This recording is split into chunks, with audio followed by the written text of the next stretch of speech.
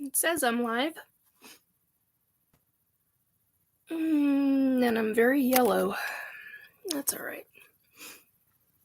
Okay. Hello, guys and gals. Hello, all.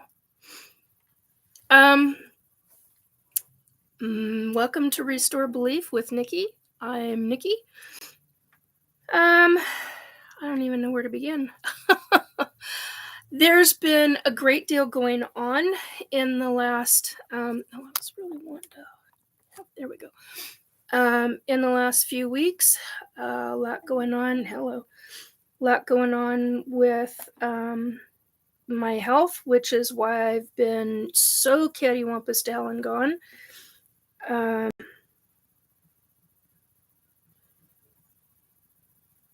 So, yeah, it's been kind of crazy. Oh, I've got the overhead on. That's why I'm so yellow. Hang on, folks. Get rid of that damn light. There we go. Okay. Hi, Amy. Squeaky, squeaky. Anyhow, hey, Christine. So, basically,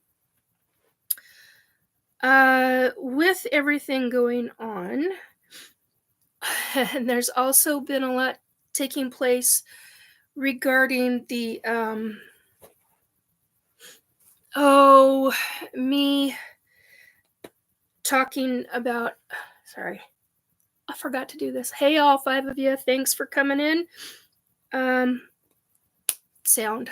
They went over my head about the overhead. Okay. I had an overhead light on almost directly above me, and it creates a yellow cast. So in information regarding what Amy is talking about, I have 2 lights on. And so, yeah, that was a really good comment. And so basically, creates a yellow cast, and I don't want a yellow cast on me. So I use a daylight light bulb, a true daylight light bulb, usually used for, hey, Joe, usually used for grow lights or those with SAD, seasonal affective disorder, which I don't have, but I have noticed a difference if I use these lights for videos and things. Anyway, and I've got another one I've shown before, but anyway, that's why the yellow light. But I love the overhead comment, Avi. That was good. That was really good. Like Borg lighting. Yes. Fluorescent lighting. Isn't it fun? Anyway, so hi, everybody. Welcome to Restore Belief with Nikki. I'm Nikki Jacobs, and tonight's topic is going to get a little interesting. So tonight we are talking, of course, about, that was bright, about what is going on with everyone, not everyone, but quite a few people, religious folks usually, truly believe that the ETs are fallen angels or they're demons. Huge debate about that, actually. I've been in a lot of chats because I really wasn't doing well. Just watching. Okay, just leaning my leg, and apparently it pops the whole thing. Anyway, I keep my feet off the floor. Living on cement, even with a rug and all that shit. So I don't like having my feet cold. So I got to get them up off the floor. So basically, as an ET abductee, all my life, I'm 56 years old, folks. The first time I remember them is when I was 4. But I honestly believe that they were messing with my mom when she was pregnant with me. So, but there's reasons I have belief in that. So the ETs, definitely, I can attest to it. I can, whether you choose to, and it is a choice, it's a complete choice of yours to believe whether they are angels or they're fallen angels or they're demons. Your choice. But I'm here to tell you, that's full of shit. That mentality, that belief is full of shit. And it's full of shit because I've seen these ETs, and a lot of ETs. They range in all kinds of sizes, all heights, sizes, heights, everything from 3 feet tall all the way up to 9 feet tall. I've seen so many versions of the Greys. I've seen versions of what I don't even know what to call them. They're the little, well, they're not little, but they've got a head about this big, and the ear, you got the ear flaps. I've just described them before. This topic is apparently quite a topic for debate.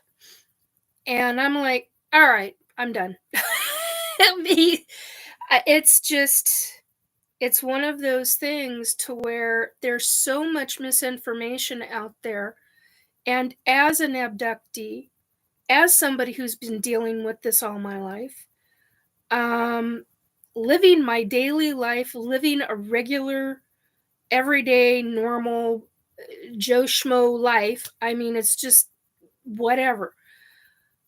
But I am an abductee. Whether I like to believe it or not, I'm here to tell you. If I could show, I don't have any of this stuff right now. I don't even have it on the computer from memory right now. I don't believe it's there. I think it's off the computer and on flash drives. But my point is that they're not angels. They're not fallen angels, and they sure as hell aren't demons. There's a big difference between all of those and the ETs. Huge difference. ETs, just like angels, just like fallen angels, and just like demons, they all have the one thing that they do have in common. Well, there's a couple things they've got in common. One is they all have an agenda. They all have some sort of an agenda in one way or another. The other, okay, I'm glad you're here, and I'm glad you're letting me know that. I appreciate that, Joe. Thank you very much. And I totally get that. That's how I watch when I'm not in chat in Spaced Out. Oh God, I'm gonna sneeze. In Spaced Out Radio, as Angels Are Life, which is my name has been that way since 2007 or whatever it's been since I was Angels Are Life. Anyway, but I've only been in any of Dave's chat since 2018. So he just had a 10-year anniversary. So happy anniversary, Dave. Congratulations on 10 years. That's a big number. Thank you. Glad you done it. Anyhow, so I get it. I watch on my big screen TV when, well, to me it's a big screen TV. Anyway, when I'm not in chat on certain things. So I get it. Thank you, Joe. Anyway, so here's some other things that they've got an agenda of one form or fashion. The other thing is the amount of energy that they've got. Holy, it's off the chart on all of them.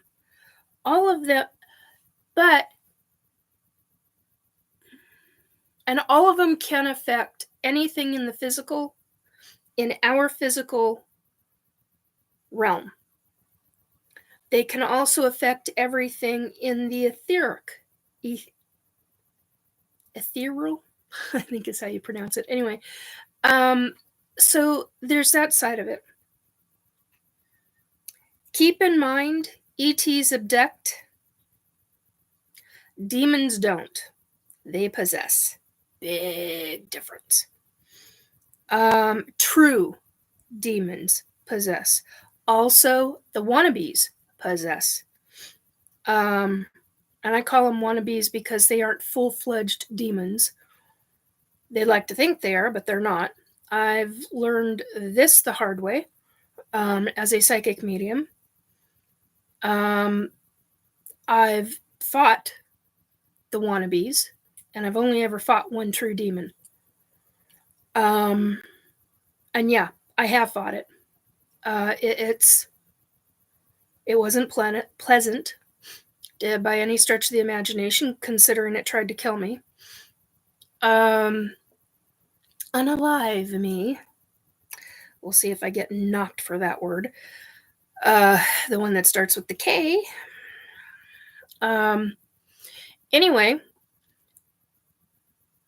I've dealt with quite a few wannabes. I've seen them in hospitals and all sorts of weird places. Angels, I've seen angels. You're dealing with different levels, folks. Sorry, my back is acting up again. A lot of different levels of different things. Different energy levels, different... How do I explain this? Carefully and articulately. Hopefully. So, basically, there's a major difference between all of them. ETs are alive. The other ones are in the etheric. All of the other ones are in the etheric. Angels, fallen angels, and demons, and the wannabes. Those are all in the etheric realms. Multiple different realms. Now, ETs can affect the etheric realm, or the etheric realms, I should say, because there are multiple different levels. Could what be robots, dear? Amy's asking, could they be robots?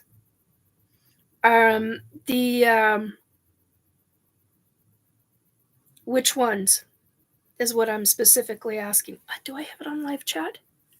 Yes, okay. Yes, I do. Okay, so just be aware, don't... You're making major assumptions, not based on truth. It is a major assumption. Folks, this is a big deal.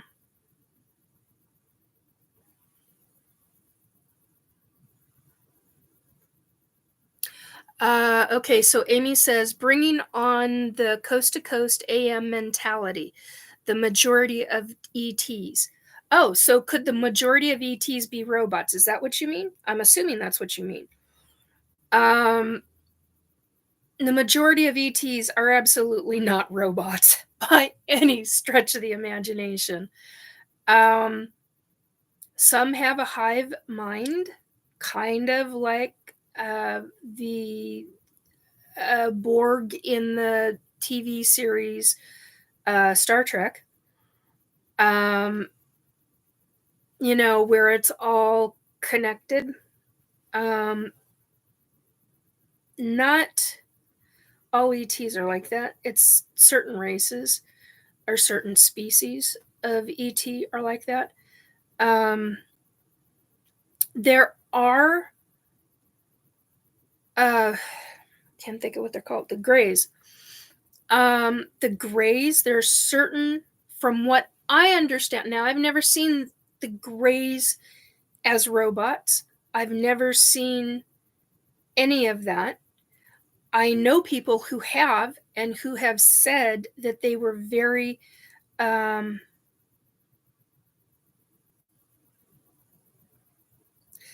Amy, George Norrie asks, is it an angel? No. Was it a robot? Okay. I don't follow Norrie. I watch his stuff periodically, but it's like maybe a few times a year, if that. There's a lot of reasons for that. But anyway, and maybe I might change my mind if I met him one day. But we'll see. Anyway, no. As far as I understand, and as far as from what I have personally seen in my experiences from my entire lifetime, I do not believe I have seen any of them that are robotic. I can honestly say I've never seen robotic behavior from an ET. Let's put it that way. I've seen a lot of clones, and something that just dawned on me actually today, because of I'm trying to think of how I'm going to word this, because of somebody I know, personally know very, very well, in fact, commented, trying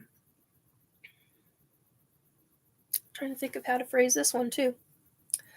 I'll go through that a lot because there are things that it's very, to speak publicly about certain things, you gotta be very careful. Very careful. Because, well, you gotta be very careful. Not all of them go through. Amy says, did they go through a portal? Some do, some don't. Depends on how far they're going. Actually, it's not so much a portal as, as, oh, good God. As it is, you got vortex. You got wormhole. You got portal, wormhole, vortex. There's another one I'm missing. I can't think of the name of it at the moment. As far as I know, if they're traveling really long distances, it's through some kind of vortex, some type of wormhole vortex type of thing. I mean, like really, like galaxy to galaxy to galaxy, to shorten the time down. And they can go pretty much, from what I remember being on board ship, they can go from one end of our galaxy to the absolute, sorry, my brain is kicking off, absolutely to the opposite end within a number of hours.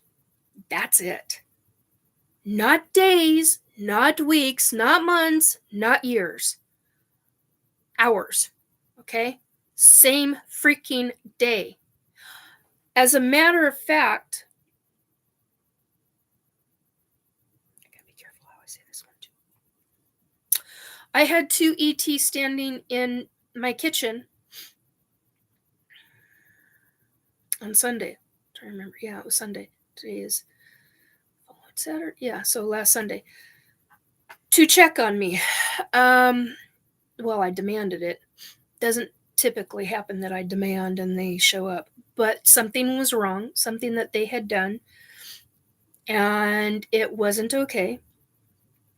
Something, I'm not going to get into that. But anyway, they had done something, and it had been a number of weeks, and I was okay. And then all of a sudden, I was having very specific kind of problems. And I said, you need to get your asses down here to check on me because something is really wrong.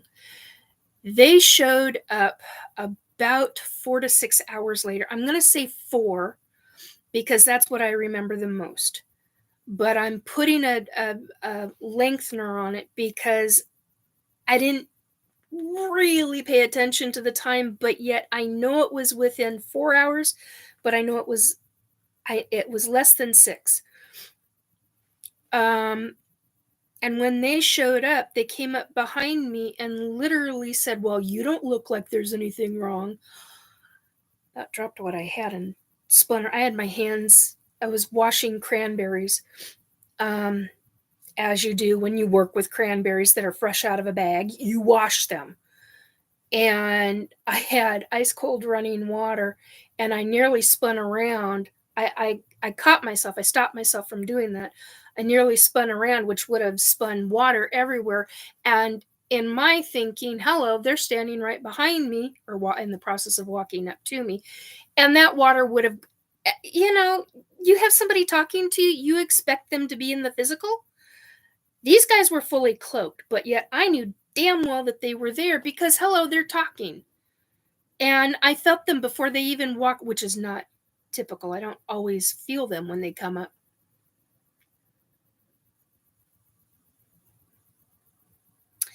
Hang on a second. I just gotta...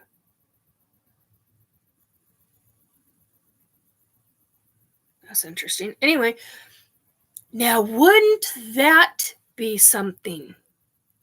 Here's a thought for you. What if somebody goes live? Think about this for a second. What if somebody... Hey, Sandra. Hi. Hi to Sandra and granddaughter. Hi, sweetie. That's awesome. Hello to both of you. What if somebody was going live and they're an abductee and an ET shows up and comes in and goes, hello, and pops back out? Now, wouldn't that be something? Sorry. That's a heck of a thought. I had a conversation this past week. It's been like I said, it's been an interesting time. When I get to not feeling good, I start looking at different... she's eating a cupcake. Well, hello, Erin. How you doing? I did remember your name.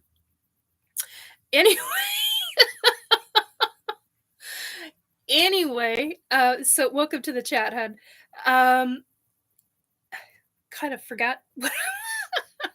Anyway, so my point is, when I don't feel good, I start looking at different chats and different groups I'm in, and I'm in a lot of different UFO and abductee groups, and I wasn't like that a couple of years ago. I just was like, I don't give a shit. And now I'm curious and I don't follow, what is it? UFO Twitter or X or whatever they're calling it now. And it's no offense to anybody on that. I will always think of it as Twitter, not X. And I get that. Anyway, so my point is that what would happen to this? What would happen to society in general if an ET showed up, a real ET, not somebody in some frickin' green costume or some blue costume or whatever, show up and made their presence known? That would be a hell of a piece of evidence, wouldn't you say? Especially if they touch the person that they show up for. Think about that. Do you think that'd make news across the globe? Woo-hoo-hoo. So one of the things that I was going to comment on is that there's a lot of talk about in society. I mean, I knew this, but when you start witnessing it in chats, and I'm like, why? My thinking is, why the hell are you, if you do not believe in ETs, in UFOs, why the F are you involved in any of these groups? To be a troll? To see what's going on? Are you being a troll? What's your version of evidence? There's a conversation I've been having with somebody. Still ongoing conversation to my viewpoint. I had one guy, and I am going to make an example of you, bub. I'm not going to say your name, but I am going to make an example out of you. There's a gentleman who has been asking me questions. That's fine. I'm open about stuff, and people can't handle it. Some people can't, and they call me all kinds of don't be FD. Is that all you got? You gonna call me some stupid effed up name because you're gonna be a troll and you don't believe? Then what the hell are you doing in these groups? Being a troll? That's all you can do? Whatever. However, this guy was making some great points. I appreciate that. What I don't appreciate is the fact that the only evidence that I can obtain for me personally are pictures of body marks, of scars, of all sorts of body issues that I know, and I've shown you guys, such as the triangle mark that showed up, which you cannot even see anymore. Whoops. You cannot even see anymore on my thumb. I call those little buggers an ET tramp stamp. Actually, not the regular ETs that do this, folks. This is ETs that work with government. Those BSTRDs.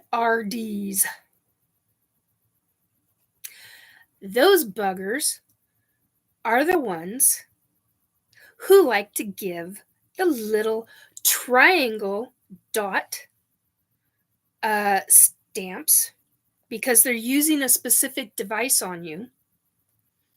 My son found one. I had one what was it, 2 weeks ago? My legs. The ET. Yeah, Christine is saying, you cracked me up, Nikki, at the ET tramp stamps. That's what they are. That's what I did. Pisses me off because the other ETs, the ones that do the hybridization, they don't do that. No. Only the ones that work with the US government do it. Actually, they work with a lot of governments, but because I know I'm being taken also by ETs that work with US government, not telling you, I've already talked about that one. But anyway, so my point is, I call them ET tramp stamps because it's just, it's like a form of a tattoo. It's not. So one of the health problems I was having was causing my legs, from my knees to my toes, to swell with edema. And it was really bad. I mean, like, I think probably one of the worst I've experienced. Well, close to one of the worst I've experienced. Probably the second one down, if I have to think about it. But anyway, my point is that I asked him to rub the legs because the rubbing of the legs actually gets the lymphatic system to start to drain. And there are a number of other ways to do that, but the immediate way is to deal with the legs. So I was like, I cannot handle doing this. Would you please use the massager? Because I've got a specific chiropractic massager. I call it a chiropractic massager because that's what it reminds me of.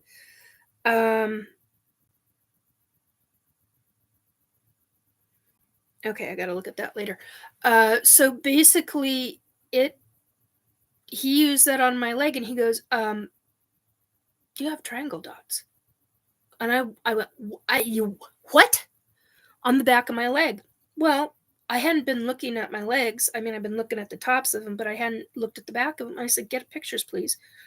So I handed him my phone, and he took pictures for me. Sure as shit, it was a wide one. It was about like that. So you got one point here, one down here, and then one up here as a triangle. And it was wide. It was, about yay big. It pissed me off. I'm like, and I was like, oh, and it was faded. It was faded enough to where you can tell, okay, if you've been an abductee for any length of time and you recognize these things, you know that many of those fade. Some of them don't. But many... Yeah, exactly. Yeah. So, it's a big deal. It's a frickin' big deal, folks. I've had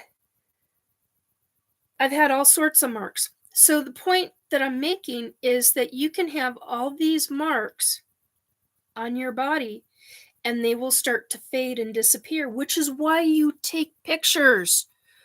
Now, I fully expect when I hit my 90s, because I fully expect to live until my 90s, that these will start showing up, because as you age, your skin starts to thin. Your skin, you know what I'm saying? So when you have a senior who is in, say, their 80s or their 90s, and they're constantly cold, they're very active, but you get into their house, it's like 80, 82 or higher. It's because they're always cold. I've had so many family members like that. I mean, and like my grandfather was like that. He had it, what, like 85 almost all the time? And it was blister 97. Oh, that's right. Yeah. So, yeah, there were times he had it at 97. So my point is that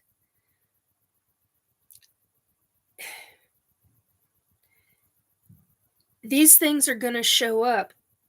All of these lovely little frickin' dots are going to start showing back up on the body when you get a certain age. Now, one of the examples that I used, I think the last time or a couple of times before last time that I went live, I talked about a guy who, an older gentleman, oh God, I think he was 86.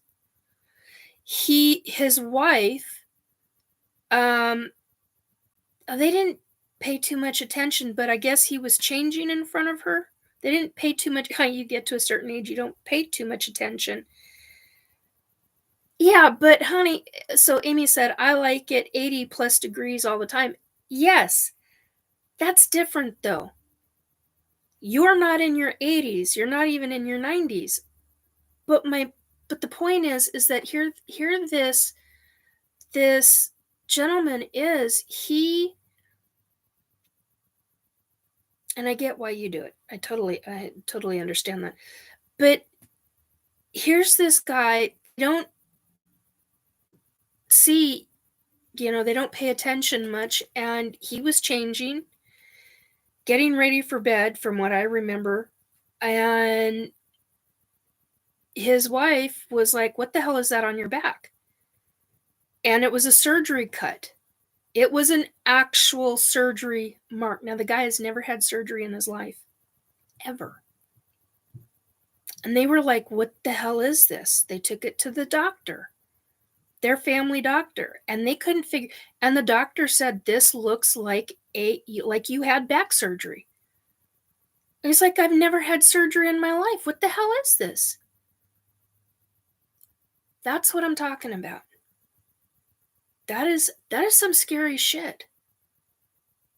I mean, to have that kind of a scar on your body, to show up all those years later, come to find out he's an ET abductee. Never had the surgery mark. It stayed with him the rest of his life before he passed. That's what I'm talking about, folks. There are abductees that talk about this. He's the one that's most predominant because no surgery whatsoever. And yet this shows up. Well, if you're not paying attention. Hey, Black Dragon. Welcome to the show, dear. Yeah, I mean, it's crazy. It's truly crazy how this stuff can happen. So I fully expect the surgery marks that they did on my wrist, on my left wrist, to pop back up. I mean, I can see where it was done only because I know where the hell it was. I've got a scoop mark. I don't think I've ever publicly said where it's at. Don't remember saying. No, I don't think I've ever said where it's at. So anyway, so I've got a scoop mark on me. I've got all sorts of. I've had skin peeled. I've still got a mark from that little effer. And I still can't figure out, and they did that one while I was sitting in a chair. I was livid. So, I mean, you know, they did a skin graft on me, and I'm like, you ask me. Tell me what the hell's going on. I mean, if you're gonna, so yeah, these are not demons. These are not angels. They're not fallen angels. These are physical, living, breathing beings, folks. Please get it out of your head that these things are demons. That's bullshit. I'm sorry to be so blunt, but to think that that curl is starting to fall out. So it's truly, and you're gonna, I mean, I get it. You're gonna think what you're gonna think and how you want to think, and I get it. But when the rubber meets the road, folks, extraterrestrials are not demons. Granted, some behave like it in very evil sort of ways, but they aren't demons. Nope.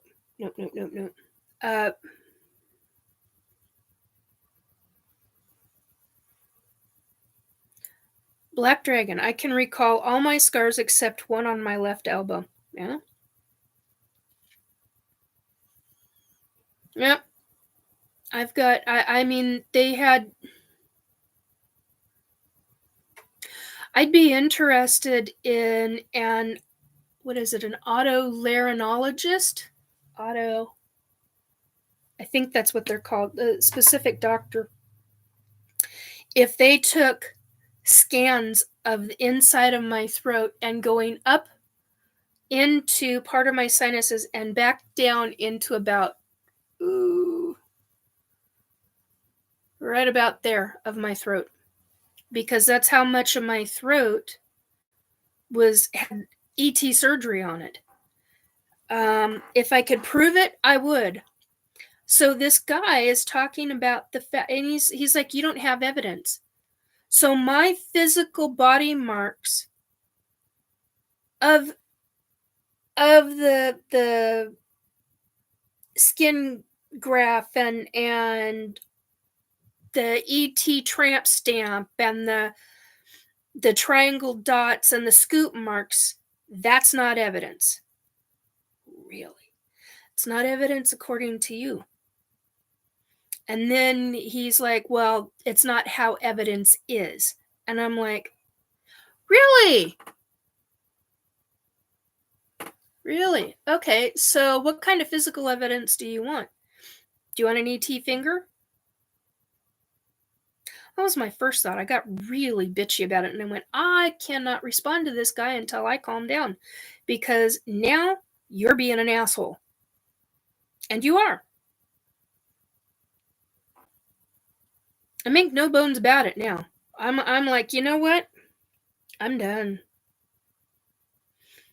I'll have a conversation with folks, and then when they start pulling bullshit, I'm like, nah, that's it. I'm done. I'm done. You're not getting it. You don't want to get it. You're choosing. You're making choices that are like stupid. And it's like, quit being stupid. It's like, what the hell is wrong with people nowadays?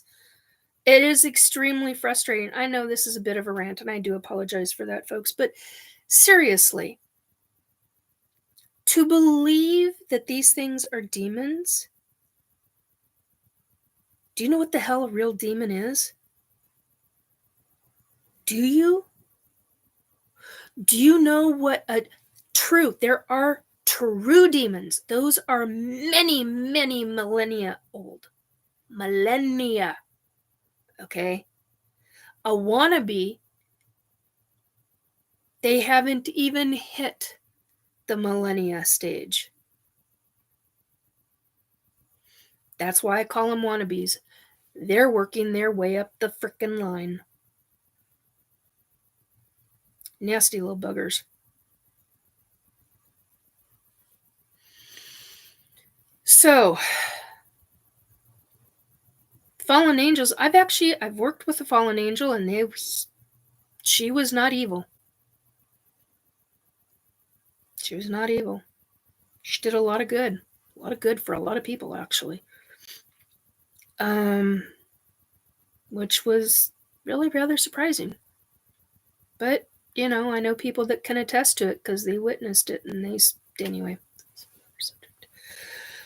And I know, why would you go on somebody's experience? Well, you're listening for a reason. You're curious. I mean, I listen to shows because I'm curious what people have to say. And what their experience is. Okay. That's just driving me batshit crazy. And of course, you're going to do it again. Ugh! All right. Anyway, so please, from an abductee, an extraterrestrial abductee who has experienced a shit ton in her life regarding the ETs,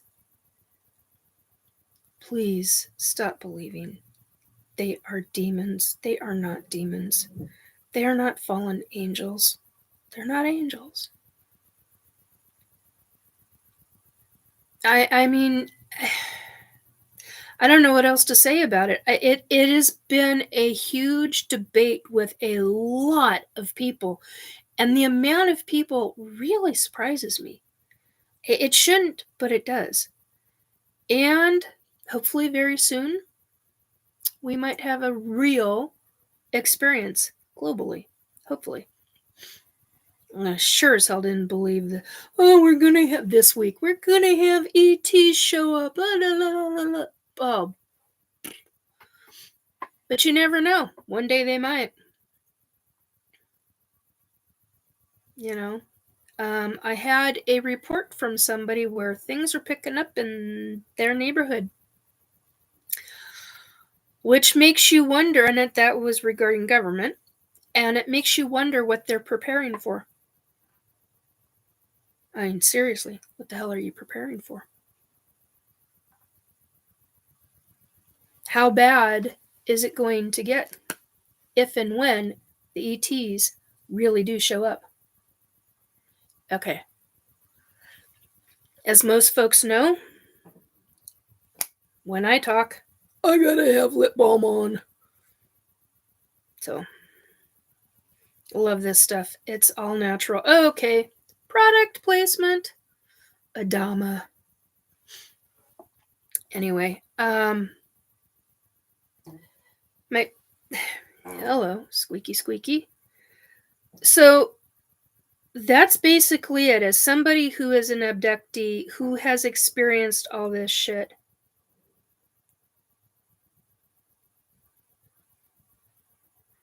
I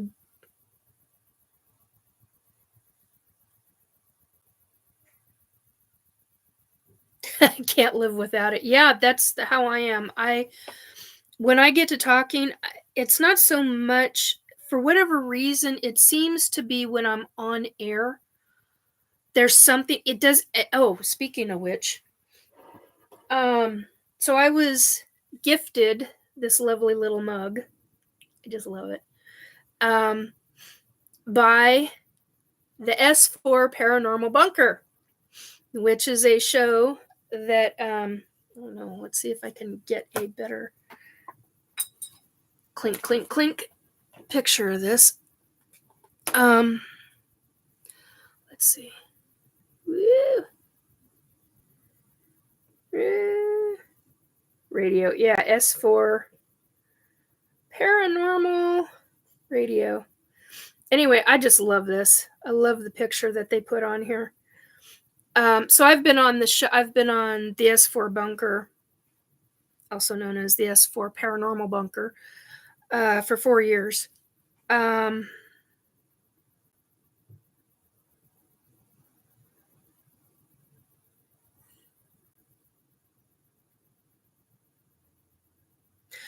Oh. Christine, did you want me to answer? I'm assuming it's you that mentioned that just sent me a text message. Do you want me to answer that publicly?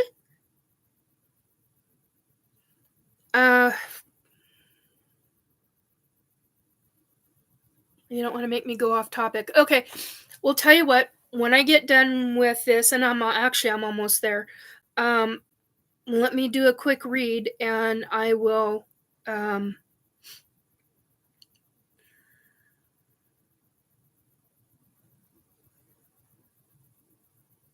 Okay, I just wanted to be sure, totally, because sometimes folks, I don't. I can't say I don't get a lot, but I do get enough messages from different folks who were like, "Oh, I saw you, da da da, and I want to know da da da." And so, when they're an ET abductee and they want to ask questions, that's fine. Sometimes I will make mention of it on a live broadcast. Sometimes I won't, but I will not name the person. But I just wanted to be sure if that really, because honey, I forgot your last name. I know who you are, but I forgot your last name. So, and I know a couple of Christine. So, yeah. So ETs, they're not. There's so many different levels of demonics. There's so many different levels of angels. It would probably surprise people how many levels there are. I don't know the actual number. I just know there's a lot of them. And they all do, oh my God, they all do something different. There are many different levels of even fallen angels. I didn't even know that until, trying to remember what year it was that I saw the 4 Horsemen of the Apocalypse. I think that was in 2020. I think. Yeah, that was an interesting. That was an interesting psychic experience that I had with somebody else who was also psychic, and we were like, "What the? Wow!" And they had a lot to say, so to speak. How do I even express that? But anyway, yeah, I mean, there's so many different levels of beings on the ethereal side. There's parasitic. Okay, so here's something. There's parasitic extraterrestrials, just like there are parasitic etherical beings. Beings, B-E-I-N-G-S. They are, they are for real or symbolic? What are, I missed, sorry, I'm missing stuff tonight. I do apologize. Oh,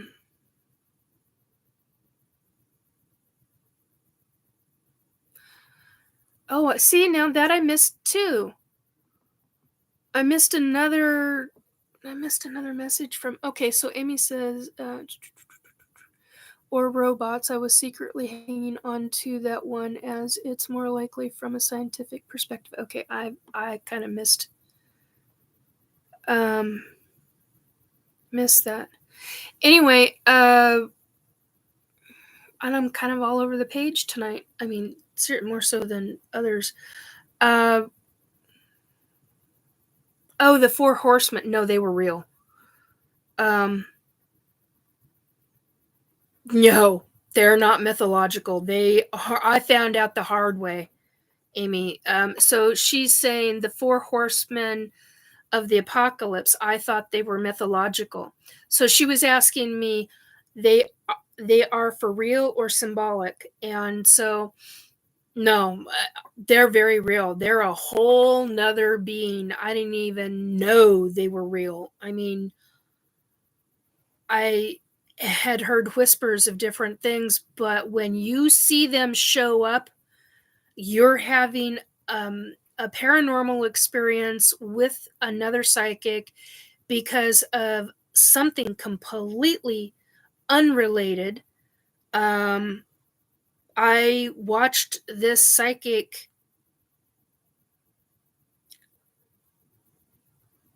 use fire, control fire.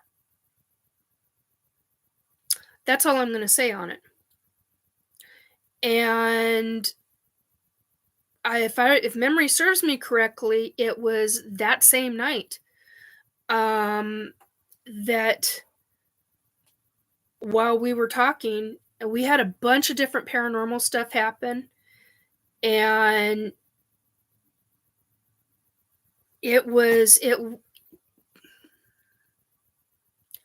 I remember correctly, they were out in their yard, and yeah, and they showed up, and I was just like, am I I actually, that was one of those times I actually asked myself, were they was I actually going nuts?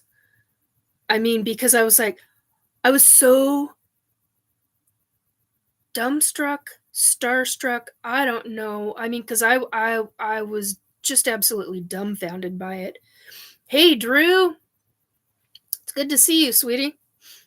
I love my friends. I really appreciate my friends. I appreciate everybody that comes in, and I just, Drew helps to keep me happy. There's a lot of shit that goes on in my life, and he sends me a lot of happy shit. So I appreciate that very, very much. I have a few people that do that periodically, but Drew does it every day, and I thank you. So most appreciated, sir. Anyway, puts a smile on my face. I appreciate that.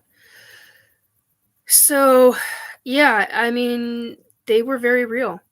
It was a hell of a shock and surprise to me. And Para, did I miss anything? Grand scheme of things, not really. Basically talking about ETs are not demons. ETs are not fallen angels. ETs are not angels.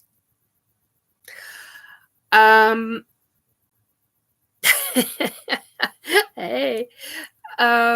So yeah, it's, and then I had mentioned the four horsemen of the apocalypse. Now you're caught up.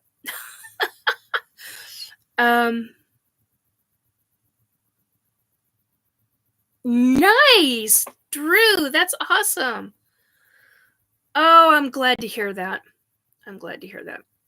Yeah, Drew got stuck with a mechanical problem with the truck he was driving. So major problem actually. So they kind of sidelined him until they got the truck fixed. So I'm glad it's running good, dear.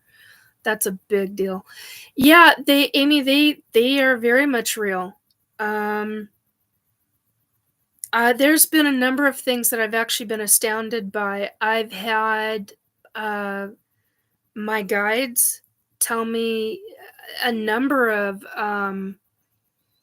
beings that were real, and I was like cryptids, certain cryptids, and of course now the type of cryptid went out of my head. Pukwudgie, thank you, Dad.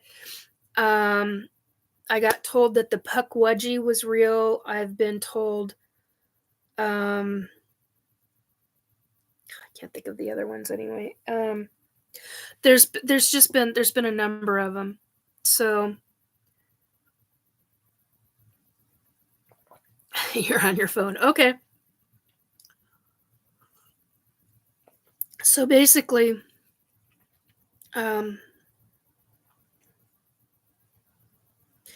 Amy, for some reason that disturbs me more than anything I have heard in years.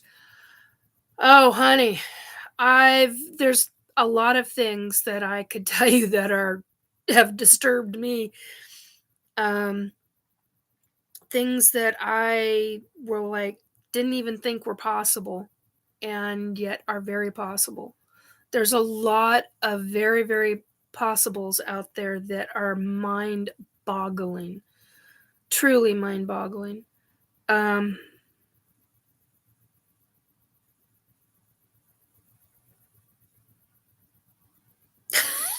They're interested. E.T. Drew says, E.T. or Andrew and Gnomes Trucking Express says, ETs are interested in my consciousness, not my physical. Laugh out loud. They're interested in how I tick and run, apparently. Yeah, ETs have a tendency to do that, specifically certain kinds or certain races, species of ETs are.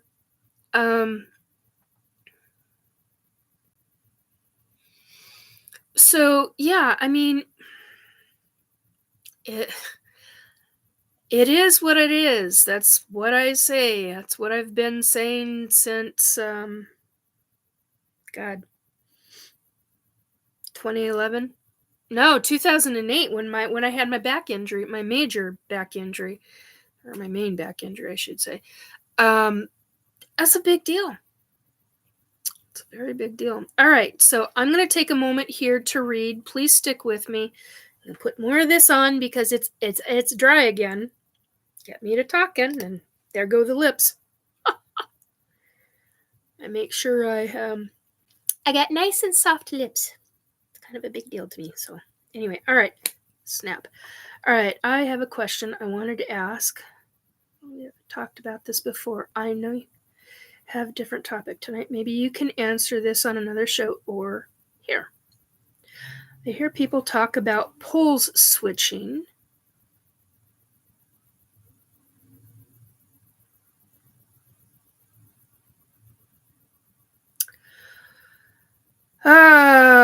The switching of the poles. Okay, so Christine,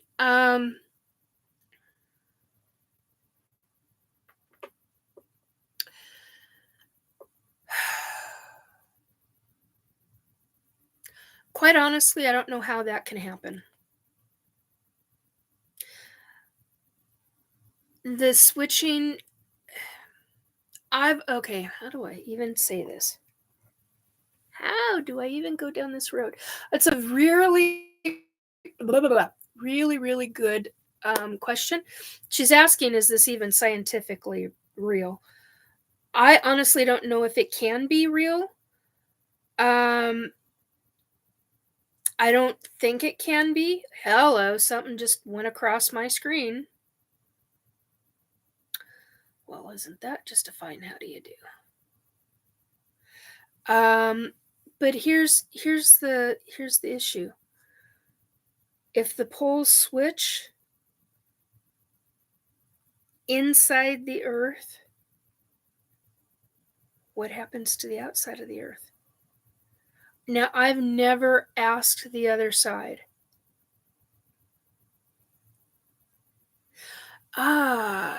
Christine, does that make sense to you? I was trying to word it as I heard it, right?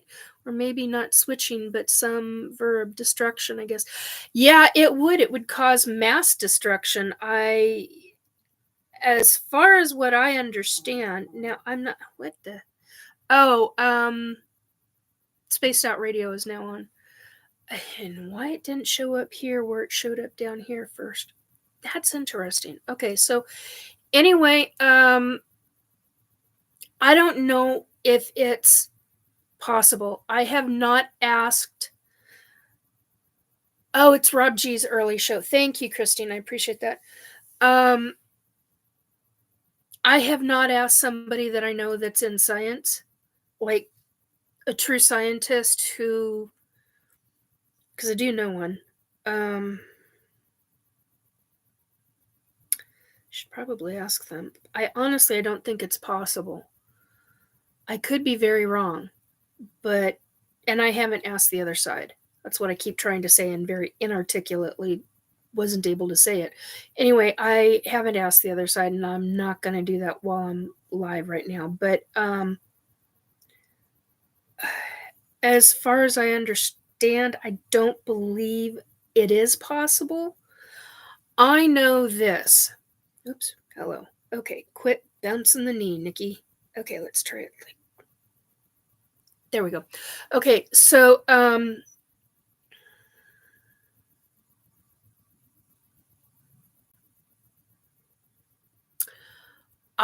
what I know is that I feel the magnetism, I'm trying to use the right word. I feel the magnetism of the earth. Now, some psychics feel that. Some psychics are very psychic mediums. They're very connected to the earth. Some are not. For whatever reason, they're not. In the 1990s, I used to constantly talk about, with a wide range of people, all different kinds of walks of life of people, that I could feel a shift happening in the magnetic field, resonance field of the earth. I could feel it. I haven't felt certain aspects of that. Now, there are shifts that do happen. I know that. But an actual magnetic pole reversal, to me, as I understand it, that would cause mass chaos and destruction with humans, with animals, with plants, with all sorts of things.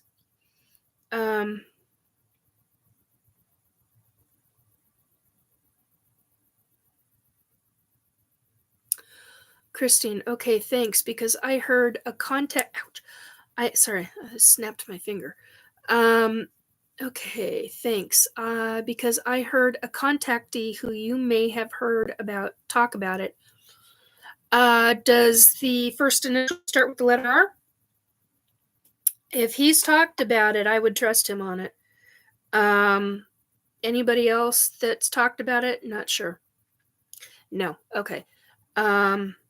He's the only one that I would trust on that, to be quite blunt. Yeah, message. Yeah, let me know who it is. Anyway, so let me finish reading the rest of this. So let's see. And I don't know what it.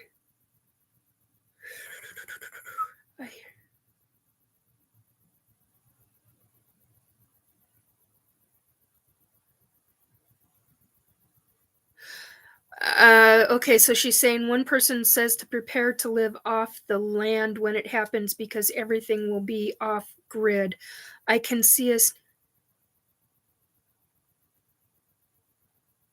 Yeah, I agree. Okay, I can see us needing to prepare for natural catastrophes, as we should be prepping for that anyway, like an earthquake, fire, etc.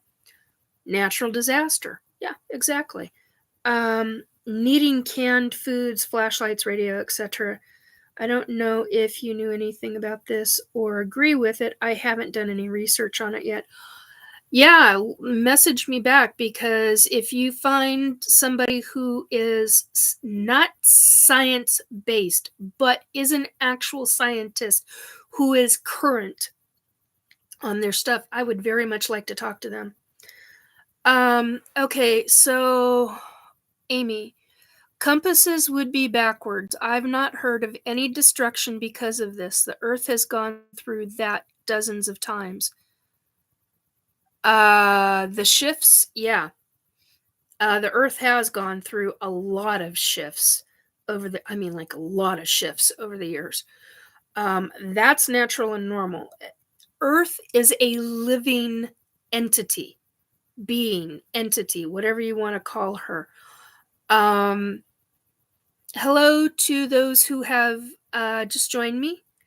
I don't know how long I'm going to be on tonight, and I have oh, hey, Joe. Shift happens. Yes, sir, it most certainly does. Um,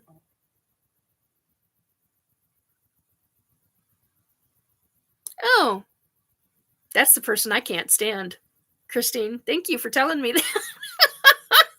Yeah, I don't trust that person one iota. Not on any way stretch your imagination, and no, I won't say the name.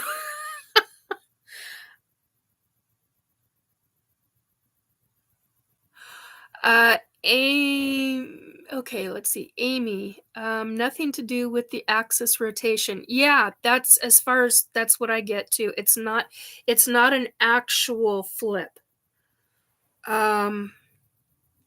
Amy, truly, I thought Earth was a giant terrarium on a rock. No, she it's female and she's very much a living entity. I don't know what else to call her.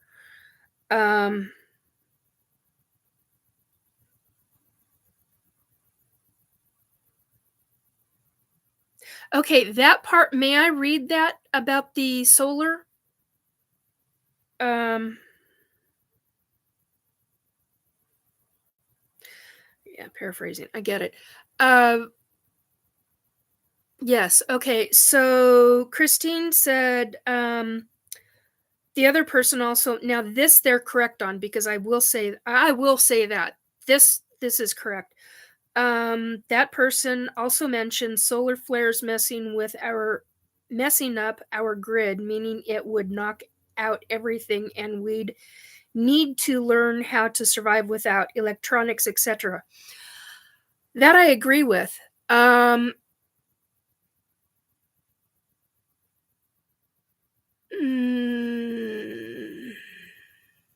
do we have a backup? What are you talking about, Amy?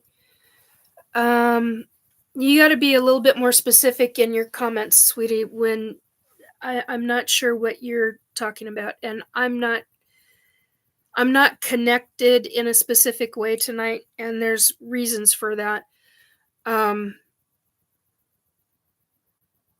There's very specific reasons that I am not saying publicly. EMP, yeah.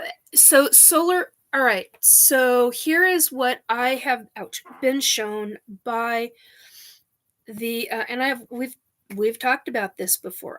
I've talked to the folks who've been in chat before about this, and privately with a number of friends.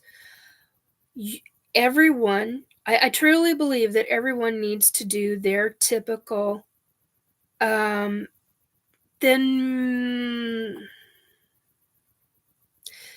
Amy, maybe this isn't the conversation for you. If this is too disturbing to you, then maybe this isn't the conversation for you tonight. What the hell was that? Oh, for God's sake.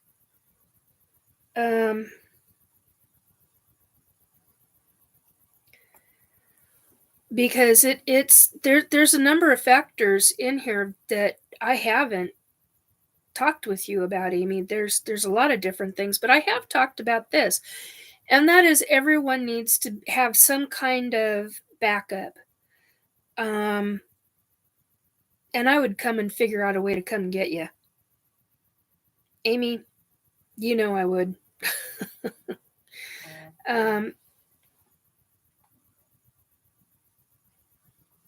Oh boy. Hang on, guys. I just got a notification.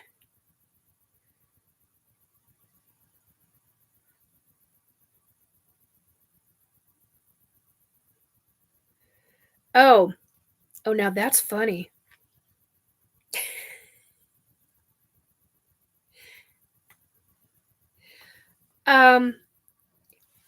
Thank you, son. That's actually really funny. I'm not reading that one out loud. Anyway, so solar flares. A number of years ago, funny enough, both the ETs and my spirit guides were talking to me to tell me that we've got a major situation going on with the solar flares off of the sun. And that if it happens, because they were trying to prevent a very, very serious one from happening, then we need to prepare for no electronics, everything going dark, and everybody trying to live without power. And that could happen at some point. Now, they were really, that what I got told by the ETs, and quite a few actually ETs, wasn't just one of them. They were making sure that I knew and that I was getting the word out. That was a big deal to them. They were very, very concerned because they were trying with their side, as far as I understood it, from what they were telling me that they have their own scientists, and many different races, species of ET were coming together to try to prevent this from happening, because it wouldn't just affect us. It would affect a lot of planets. Excuse me. And so, oh my God, sorry. Vitamins just, yuck. Sorry, guys. That was nasty.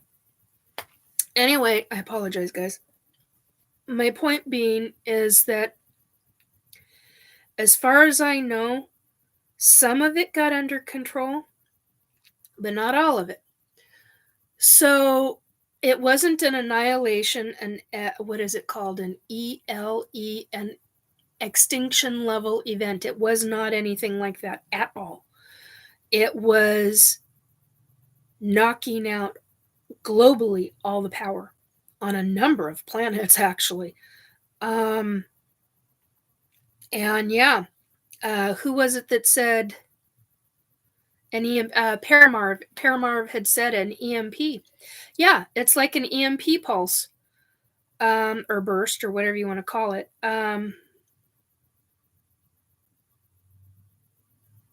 Black Dragon, I can fish, hunt, and farm. I can easily live off. Yeah, so could I.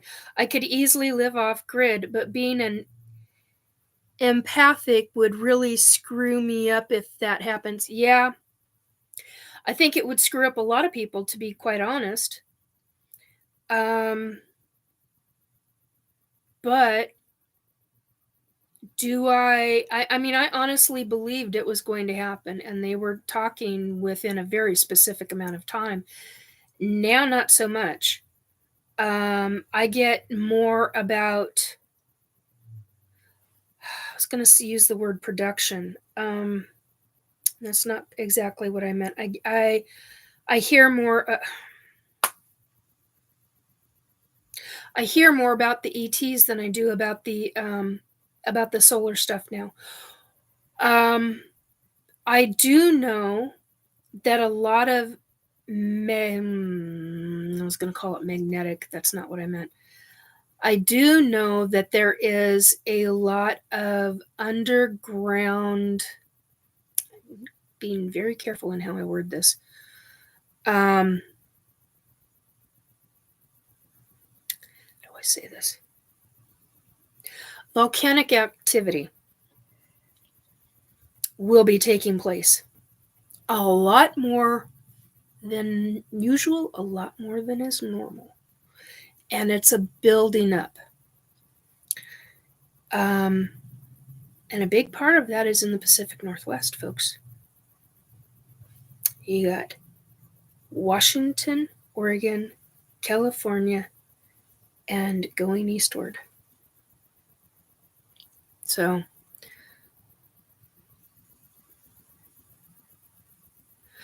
yeah, Black Dragon, ocean. It is the energy that I feel affects me. Yeah. I think a lot of people will be affected by it if something really does take place. A lot of people that are empaths, a lot of psychics, a lot of mediums. I don't know why I just thought of that. Had a very serious situation, extremely serious situation happened this weekend. And you want to talk about affecting people. That was, and I'm not going to talk about what it is, but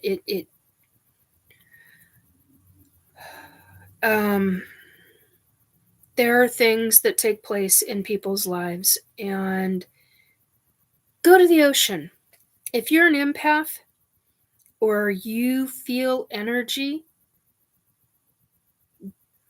go to the ocean, because literally putting your feet or your hands in ocean water, active ocean water that's ebbing and flowing onto the beaches, stick your hands in it, put your feet in it.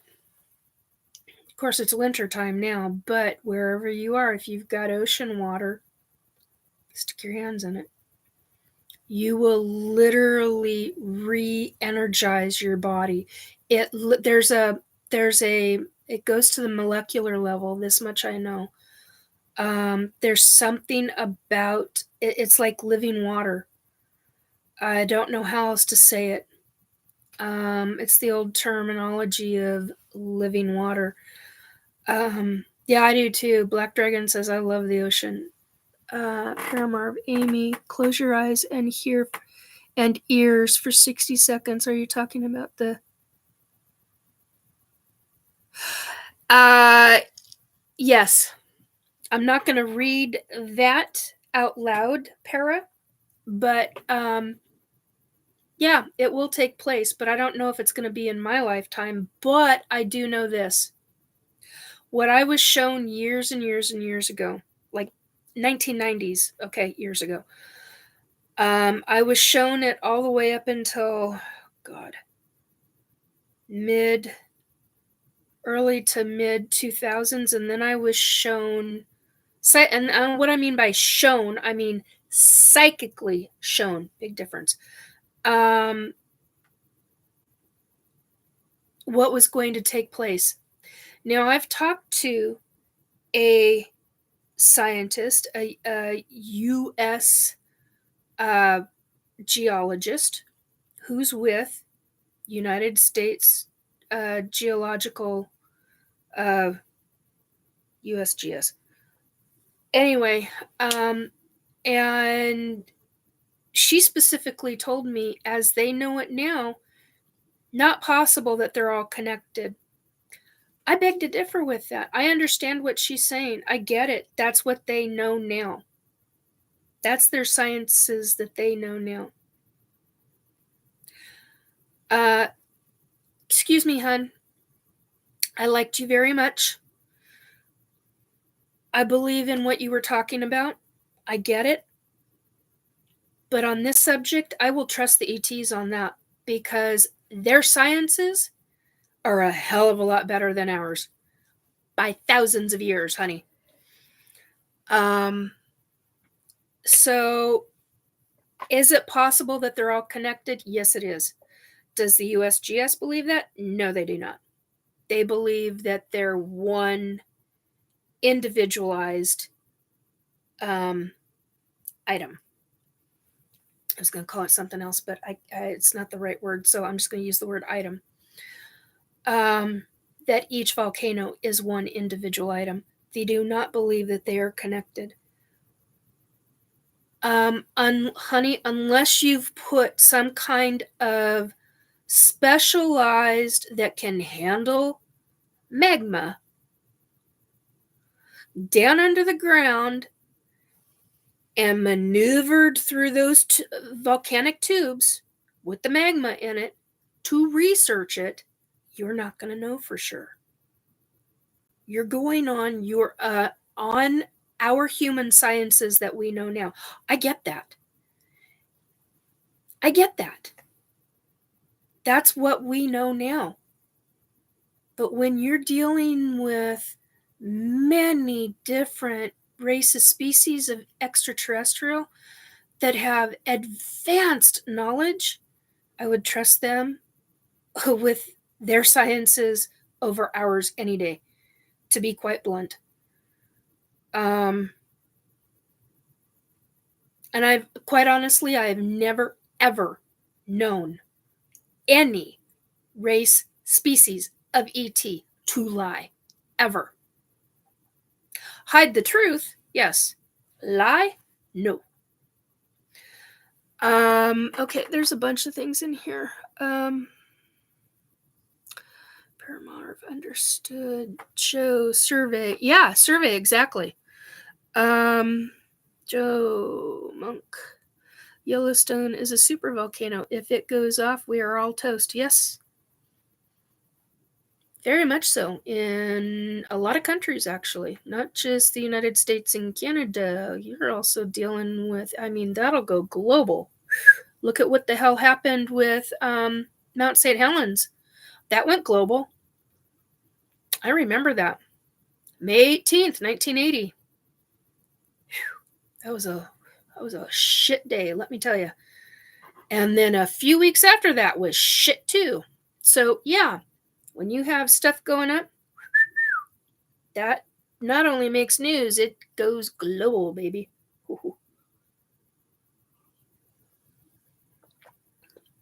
Joe, there's another super volcano off of Italy. I haven't been paying attention across the pond, so to speak. Although I should. I remember that too, Nikki. Did you live in Washington? Yes, I did. I was, Christine, I was living in Mount Vernon at the time in 1980. Excuse me, guys. I hate it when he got bras that just, they don't like to stay up. Oh, I was going to make a comment. That would have gotten the guys laughing and the girls going, oh my God, Nick, I can't believe you said that. Okay.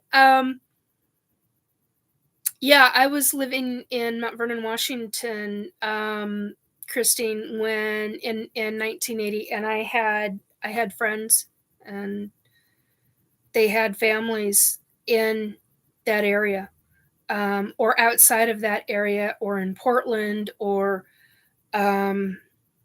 oh God, I can't think of the name of the towns. Doesn't matter. Anyway, yeah, everyone was severely affected. That's what duct tape is for.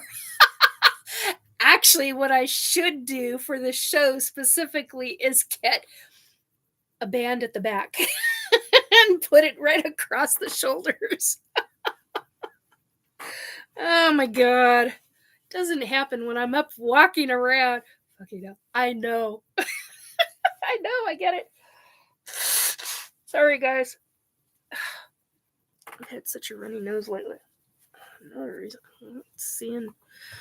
All right, so that's basically it in a nutshell. I mean, we've hit all of our subjects. I mean, if you want me to quack. So, yeah, you're welcome, Christine. If you want a subject, hit me up with a question. You can do it now or you can do it later. If it's something that you want me to talk about, I will be glad to do that.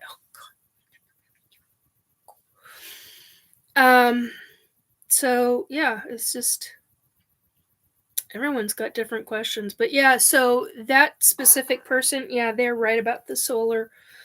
They are right about that. I will agree with that. But no, I do not like that person.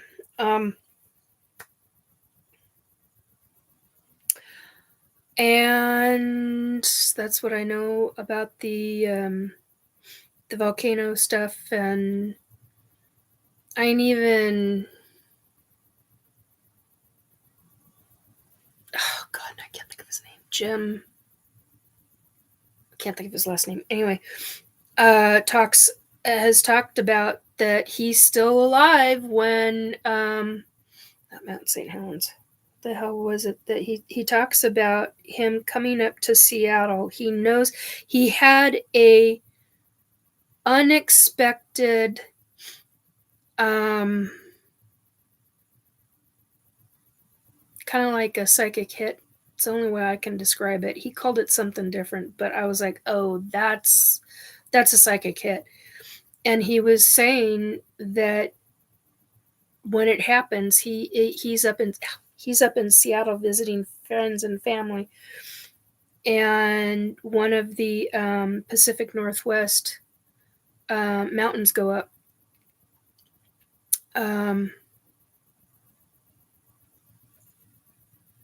No. Everybody knows him. I can't think of his last name. TR3B. He does the, oh my God. He does the, he's on everybody's show. He, oh, for F's sake.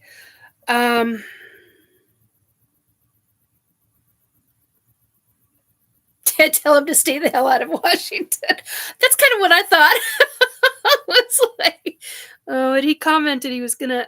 I keep wanting to say Jim Mars. Mars is not who I'm talking about. Planes. He does the planes.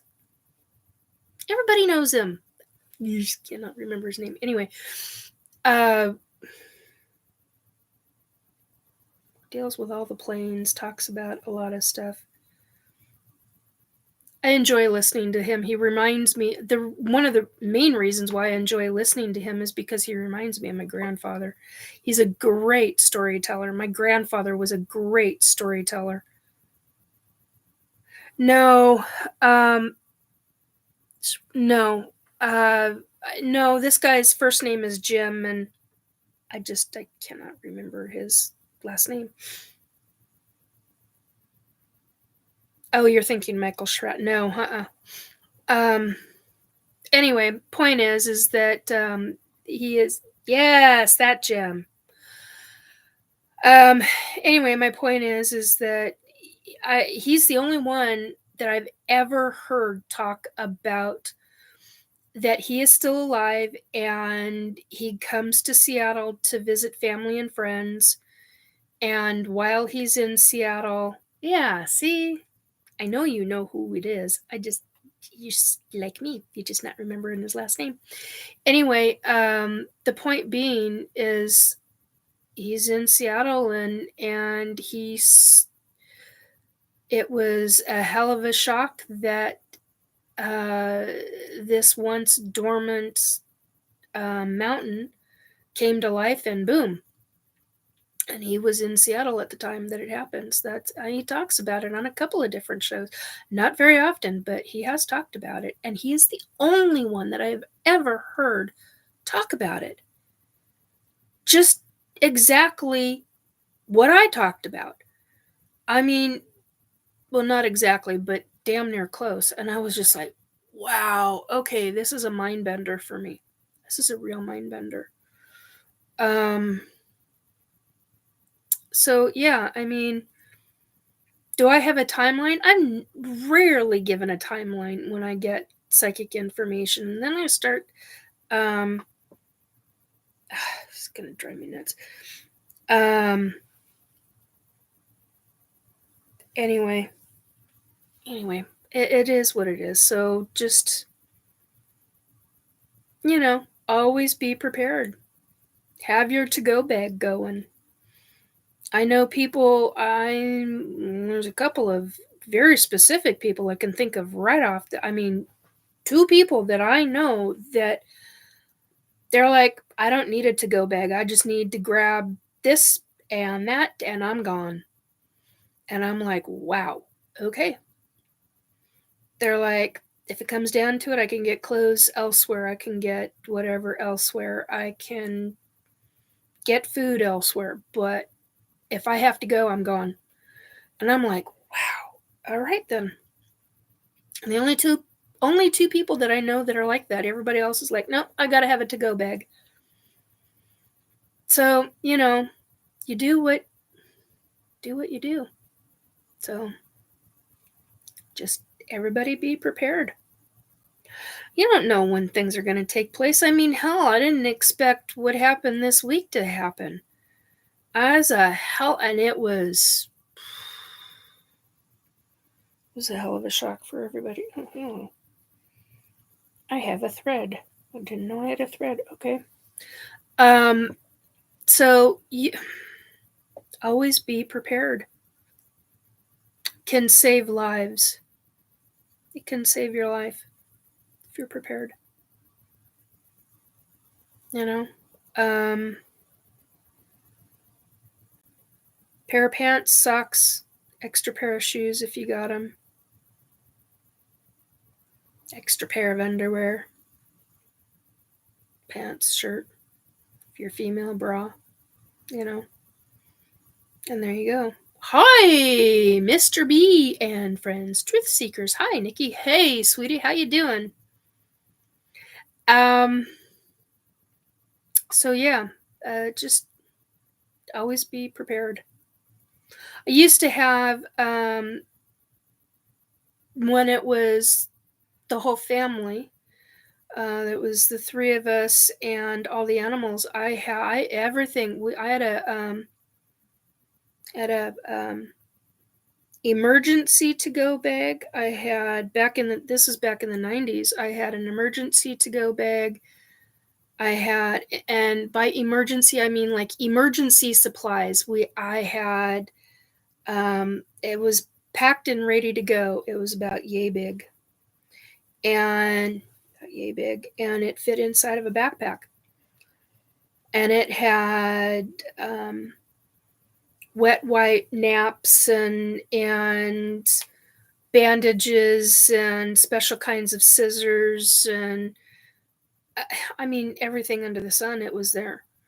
And that was in the days when my kid was in after I was homeschooling, and when my kid was in school, and his school had, because Seattle was, you have earthquakes periodically. They're not real big, but you do periodically get them. They're little, usually, unless you hit a 6.8, like that hit on my birthday. I don't remember what year that was, but I think it was 20. It was either the year 2000. Ouch. It was either the year 2000. You had 9/11, and then had the horseback riding accident in 2002. Yeah, so I think it was 2000. I think it was the year 2000 that Seattle had the 6.8 earthquake.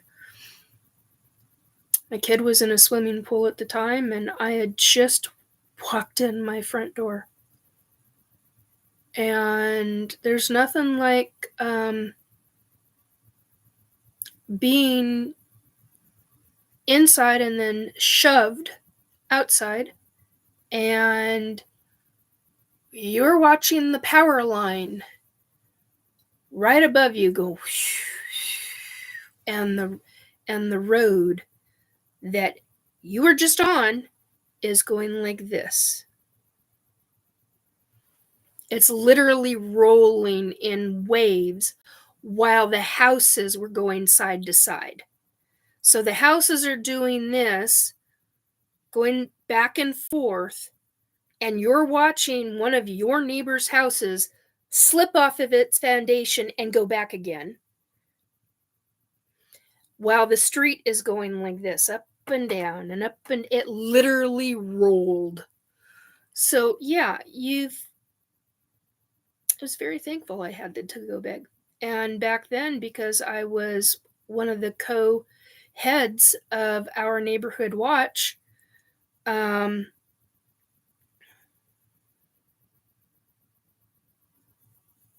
yeah, it jumps. Yeah, Christine,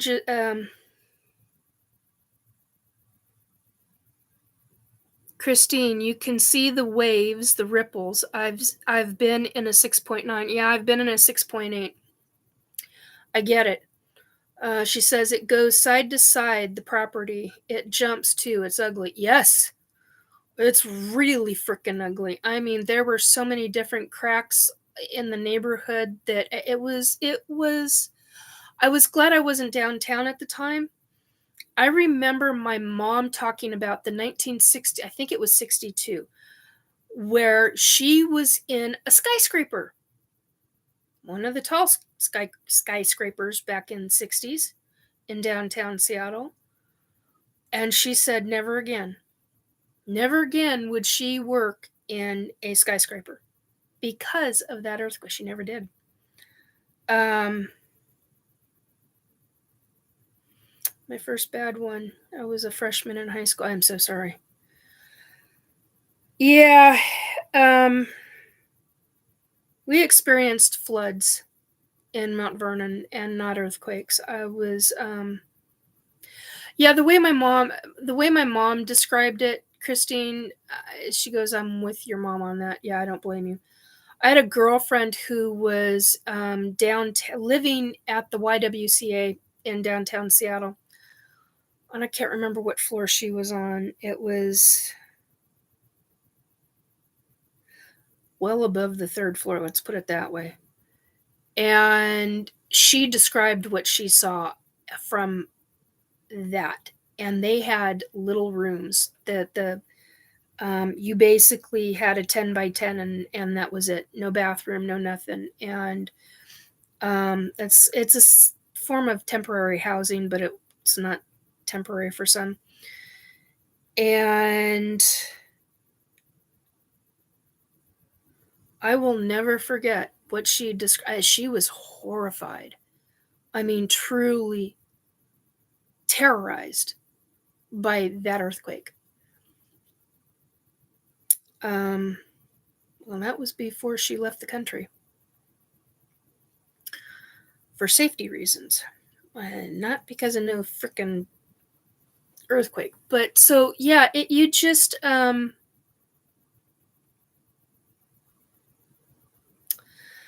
she had people that were hunting and stalking and all this bad stuff. So and which for that I do not freaking blame her for getting the hell out. But yeah, you just be prepared. Ever since my move, all my stuff is scattered to hell and back here, and I'm like still trying to put shit together. So yeah, do what you can. Put your stuff together as best as you can. And one thing, about every 6 months, check your supplies. Make it a note on your calendar. This is what I learned to do. Make a note on your calendar, whether it's in your phone or on an actual written calendar you can write on, that you've got hanging up. Every 6 months, check your supplies. Make sure that they're still current in date. And change them out. Ouch. So if you've got like canned goods and stuff, I'm not talking about, for God's sake. I'm not talking about things like emergency supplies, like Band-Aids, and I want to call it Bactine. That is not what I mean, but that kind of stuff. Those certain ones of those will have a date on it, use by date kind of thing. But I'm talking about if you've got an emergency bag, first aid kit. If you've got an emergency bag that has food supply in it, and you need to check on those supplies and make sure, like, is the water that you've still got good? Is the canned goods that you've still got good? What kind of heat have you had over the summer? Has it been an abnormally atrocious heat level? Check those canned goods, man. I'm here to tell you. It's a big deal.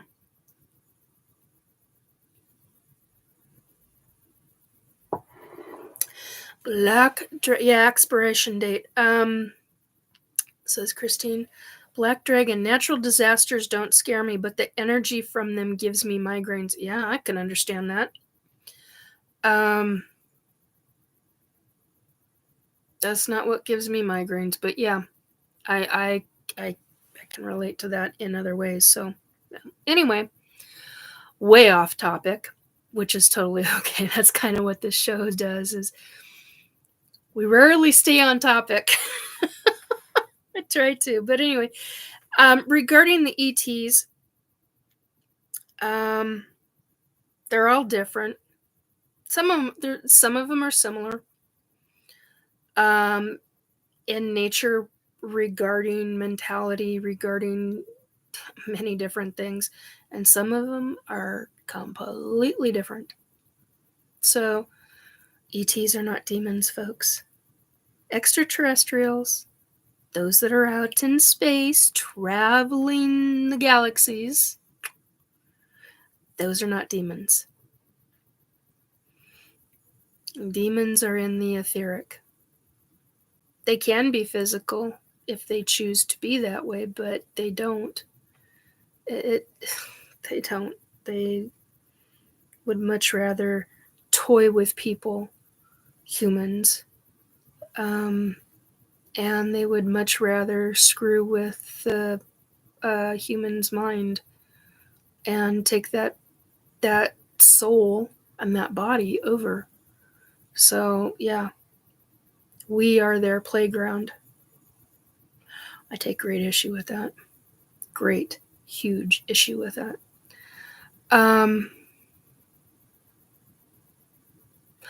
Okay, so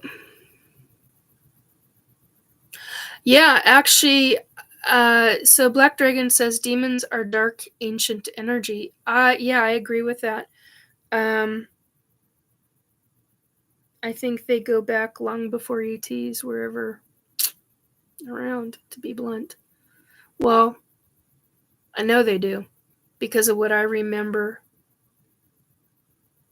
Yeah, it has changed. We're back to talking about ETs and stuff, and demons. I remember as a soul, I actually remember not being in human form. And I remember a lot of, how do I say this?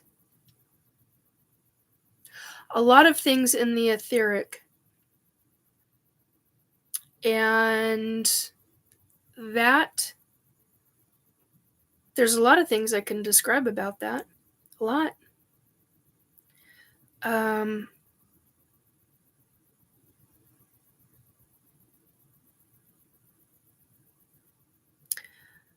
I've cooled off and seen if the subject changed, says Amy. Yeah, I'm glad you're back, sweetie. I'm glad you're back.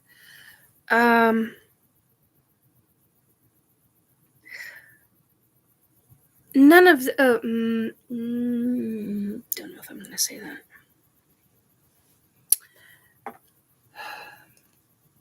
Everybody has a different take on things, so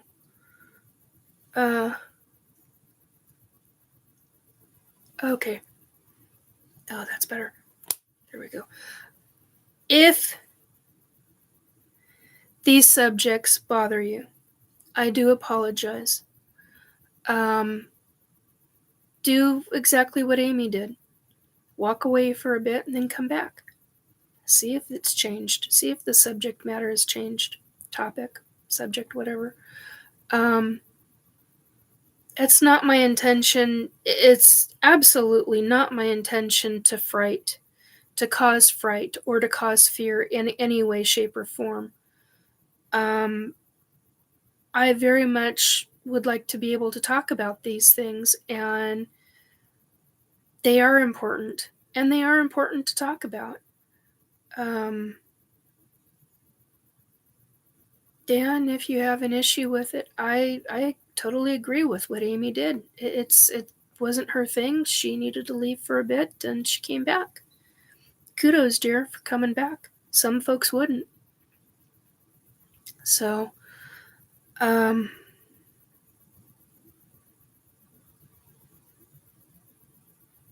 true.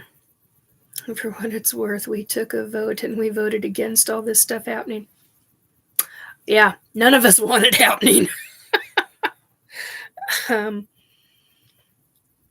But anyway, back to the ETs and demons. Yeah, demons. I remember certain things when I was a soul, just a soul, and humanity wasn't even in existence. Humans were not on Earth yet. I remember that far back. So how I remember it, I don't under. It's part of this lifetime. It's part of my soul's remembrance during this lifetime, so that when I go into my next lifetime, I have a sneaking suspicion how I will be next lifetime, and I will never publicly talk about that. But I have a sneaking suspicion. There are a number of things. So, in order to move forward as a soul, there's a lot of things. Otherwise, you're going to be repeating a lot of shit over and over and over again in every single lifetime. If you do not heal and you do not learn in each one of your lifetimes, you will repeat shit over and over again. Until you learn, until your soul has learned to deal with very specific things. And once your soul gets the lesson, whatever that lesson is, you move on to the next whatever aspect of your life. I've learned that the very hard way. Yeah, I agree, Black Dragon. Black Dragon says ancient energy is the energy that has been here way before humans. Yes, I completely agree. Matter of fact, I don't remember any planets having life.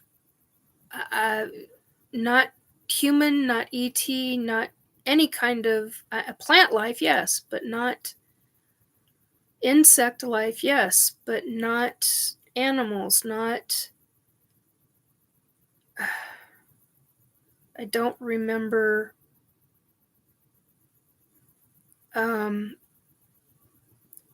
certain things, but I know that they weren't in existence at the time.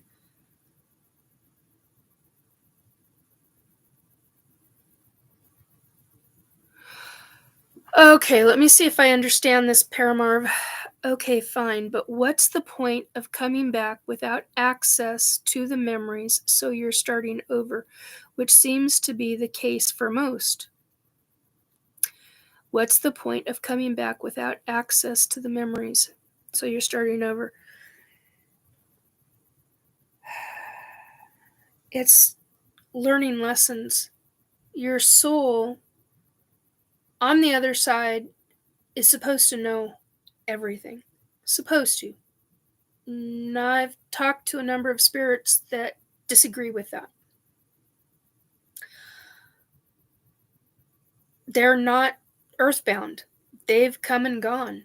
They've gone over and they're going wherever they want to go, and the ones that are coming back to Earth and checking different things out, they've come and talked to me, and they've like, no. I'm choosing Jerry. What the hell? All right. Oh, different thing. Okay. Kind of freaked me out. In answer to that, you have to, there's stuff about it that you've got to learn. It's lessons that you need to learn in the physical life. I don't understand why we aren't truly allowed to remember. I just know what I have remembered from past lifetimes. I don't know, quite honestly, I don't know what I was supposed to learn from being shot 17 times in one of my lifetimes. What the frick was the point of that? But one out of that lifetime that I remember the most was that I was incredibly loved. My siblings were incredible. My parents were incredibly loved. They were not loved by public, but they were incredibly loved by their family. I mean, just doted on. And that's a big deal. It's a really big deal.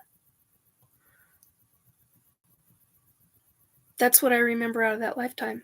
The lifetime before that, I remember, and I'm not talking about who I was in those lifetimes. The lifetime before, and I'm not talking about the different. There was a gentleman in that lifetime that we used to call the Stinky Man. He was very tall, very, very, very, very tall for that time in the 1800s into the early 1900s. Was, well, we called him the Stinky Man privately. The Stinky Man, yeah. And now there's songs written about him. And I'm like, you got it wrong, guys. I can tell you exactly what it is.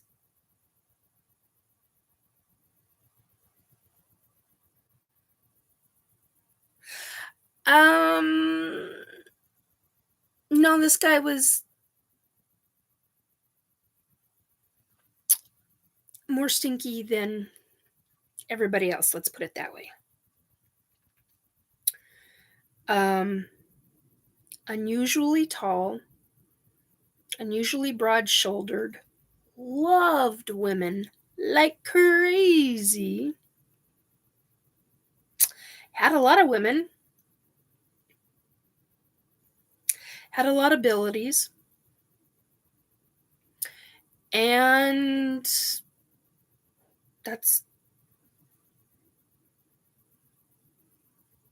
that was interesting.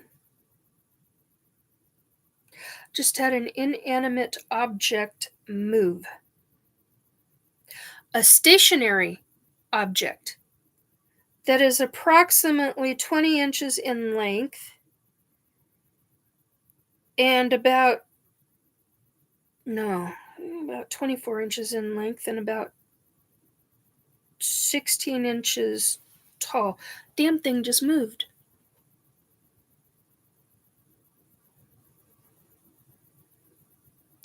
Well, somebody wanted my attention. Okay, I need to go back up. Paramar, right, but there is learn and there is relearn. It's like the movie Groundhog Day, but spread out over different incarnations.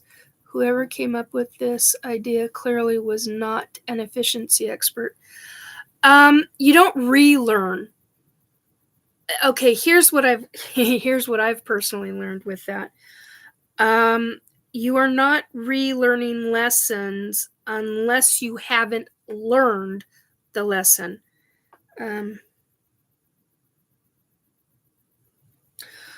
Oh, that's fantastic news. Oh, good.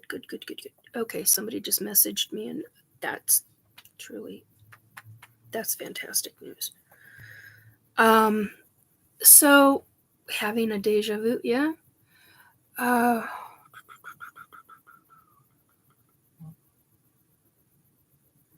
Yeah, you're fine, sweetie. Don't worry about it.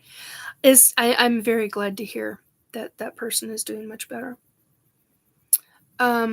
Much love and hugs to you and your family. That's fantastic. I'm sure you understand, but I'm not arguing with. Oh no, I know you're not.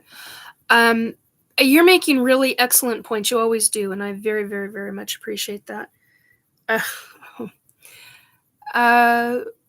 Black Dragon, our souls are pure energy, and energy can't be destroyed. What we learn adds to that energy. We are living libraries. Yes, we are, very much so. That is an excellent way to think of it, living libraries. but most can't tap into that knowledge. Very true. I totally agree with that. Amy, 1800s, almost everyone was stinky then. Yeah, very true. Unless you were a female of society, then no, you weren't usually.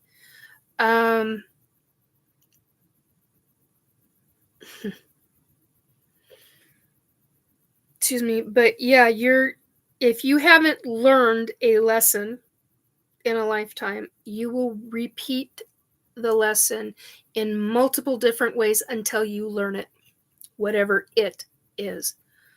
I went through 3, and I went, I'm done. I got it. I got the freaking point. We've learned it. We're moving forward. I ain't doing that shit again.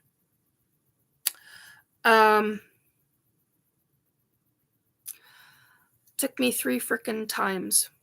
3 different situations where I went, oh, this is the same thing, different story, but same exact situation as that. Okay, let's not do that ever again. Now I recognize things. Because of that, I recognize if I'm in a process of a learning lesson, I'm like, no, okay. Like I've got one going on right now. I'm still trying to break out of it. It happens. You have to figure out how to figure what works for you. You know? Taking action, breaking a cycle. It's freaking hard to break a cycle. I am here to attest to that. It's really difficult. But you got to do it.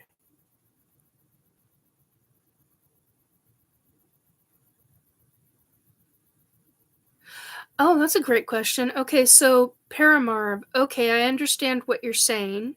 Still seems like having to access a previous life or lives would be helpful. Is there a downside that I'm overlooking? The emotional side of it. If you're able to access previous lifetimes, oh, stop it, stomach. If you're able to access previous lifetimes like I have been able to, it's been a hell of a realization too that's what I'm doing. I still can't. I'm still having a hard time grappling isn't the right word. I'm still having a hard time wrapping my mind around the fact that I am remembering these different lifetimes and other people are confirming it. I'm not the one who's confirming it. Other people are. And matter of fact, I had one regarding Atlantis. Somebody else literally described something that I was eventually going to talk about. It wasn't telepathic. There was no specific kind of connection. The other person literally described something to me and I just about fell out of my chair. Dang. I mean, it was really intense. Really intense. They described detail that I had overlooked. And I went, oh my God, they're right. I had somebody else do the same thing with me.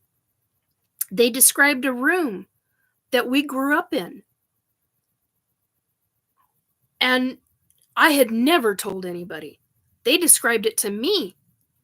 And I just sat there and I was almost in tears because I was so dumbstruck, astounded, dumbstruck, whatever you want to call it. It was quite amazing to me.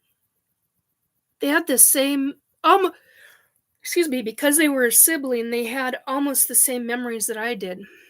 I was younger than everybody in that specific lifetime. I was the youngest of a number of kids, and they just, most of your friends, most of your true friends or good friends are typically, this is my opinion. This is what I have personally experienced. That's why I'm making this statement. And this is why I believe this. Because of these experiences. Most of a person's life friends, close friends, are typically your soul family in your group of a specific kind of soul family. And typically they have been with you in numerous different lifetimes in one fashion or form. I had somebody that I considered a very dear and close friend.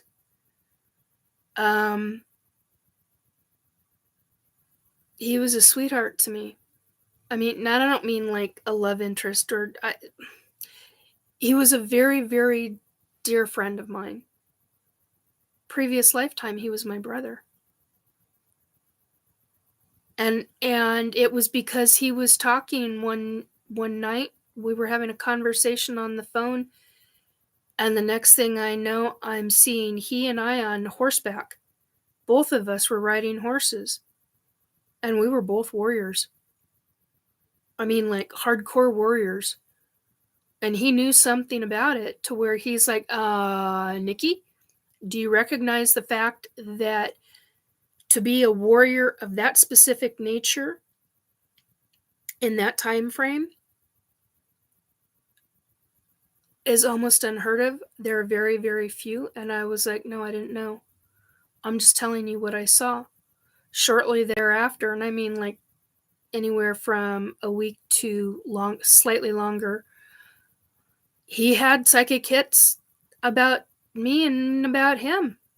I was going to say about him and me, but whatever. Anyway, that's why I looked up and away, because I was like, I'm getting caught up in the minutia of words, which happens a lot with me. That's how my dyslexia rolls sometimes. So,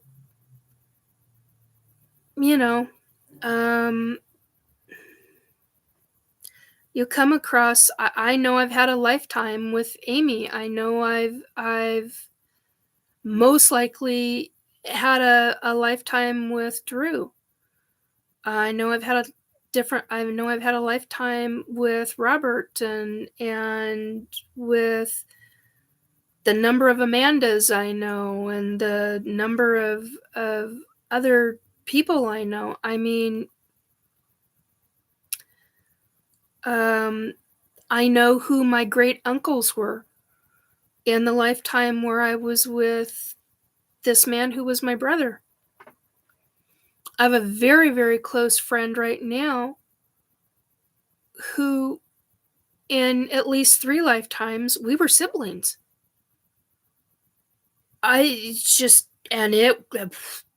The oldest one goes back to, there was no electricity. We're talking like King Arthur days. I mean, we're talking back a long time here, folks. So, yeah, you have lifetimes, and it's typically with family, and whether it's biological family or friends that you consider family. They are, oh my God, has it been 2 hours already? Holy crap. Oh my God, I was only expected to be on for an hour. Anyway, see what happens when we get to talking? Or you get me to talking? Woo-hoo-hoo. Paramarv. Oh, Black Dragon, Para, sometimes the memories of past lives can come to us in dreams. Yes, that's very true too. A majority of people are taught to ignore them as just a dream. Black Dragon. Sorry. Black Dragon, I'm really glad you are making this statement, because it's very important. Majority of people are taught to ignore them as just a dream, just as they are taught to ignore their own abilities. Correct. in utero, at birth, you've got abilities. We're taught from the time that we're born, if you are not in a family who believes in abilities, believes in paranormal, believes in extraterrestrials, usually abilities, it's taught right out of you. They've done studies on children of how smart they are as infants and as toddlers and as a little bit older than toddlers, very, very young children. And as soon as they hit a certain age, their intelligent level quota goes down significantly. Their smarts go down. That's appalling to me, but it's been scientifically proven. Can I give you the study names? No, but I have seen some of them. And I've also heard other doctors talk about it. I've heard scientists talk about it. This is a big deal, folks.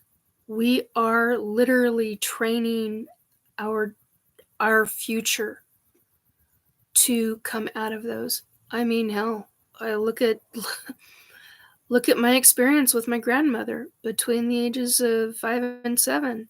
I was told, shh, Nicole, we don't talk about those things. They'll put us in the crazy house.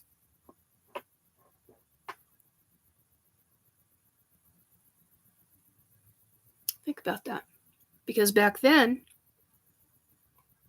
back in the 70s, early 70s, even through the 80s, we teach our kids, we don't talk about this. We don't anything about it. So, and I'm very thankful that I had a mother who was very open-minded to the ridicule of her family, I might add. I love my family, don't get me wrong. But when you get a lot of shit coming from family and ridicule from family about abilities, I take great issue with that. Now, granted, I had a lot of issues as a kid growing up because of my dyslexia, long before they knew it was even dyslexia. Thank God for my mom.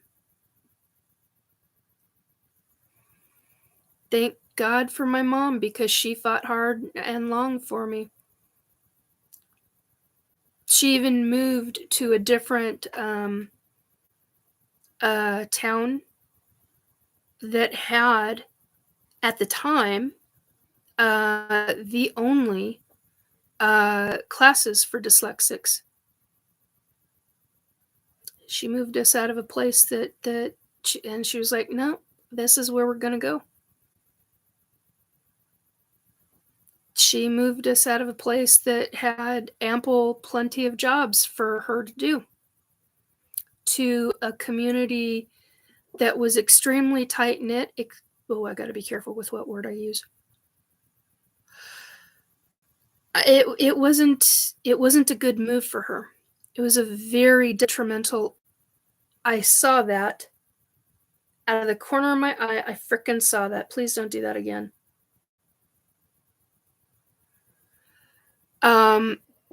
So it all makes a significant difference. I mean, if my mother hadn't have done what she did for me, my life would have been extremely different. And I'm incredibly thankful and grateful to the family that I had one great aunt and uncle who helped raise me when I was little, living in Seattle. The other great aunt and uncle helped raise me when I was living in Mount Vernon. I'm very thankful for my family, don't get me wrong. They weren't the ones who did the criticizing. So, And I appreciate that. They were very, very, very supportive. You got to have the family. If you don't, things get real wonky real fast. It's very difficult for a lot of folks if you don't have the family support.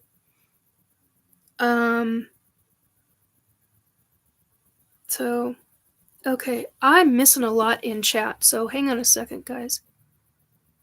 Go from lifetimes to, okay, why is this not going up? Thank you. And of course, now the nose is starting to drip again. God damn, so fucking tired of this. Sorry, guys.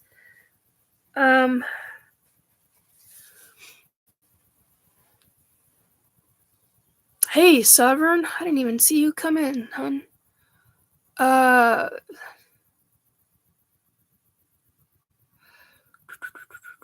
You've heard that idea before. Ignore. Okay, just ignore abilities. Paramarv. If that's the case, then I'll complain about how we're not able to discern between the past and the mind. Just processing the nonsense of this current life. Yeah, the nonsense of this current life. Yeah.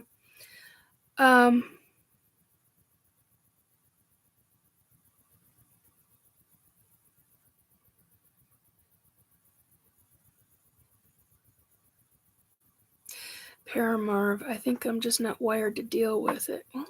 Some people are, some people aren't. I know people that can't even begin to deal with their past lifetimes, even though they're remembering them. So, God. Amy, I was brought up that even ghosts didn't exist. Yeah. I have a lot of friends that were brought up that way. Somebody's home. Okay, so, Black Dragon, Para, more than welcome.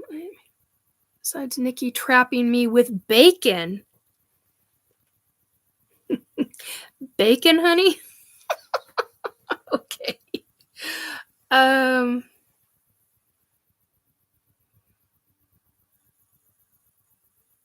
maybe like Nikki was saying that wiring was learned out of me. Yeah, it can be. It can be very much taught out of you.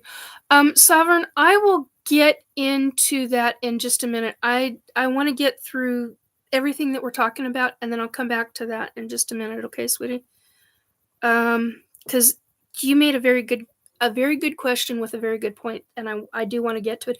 And it is a completely different subject. So hang on a second, folks.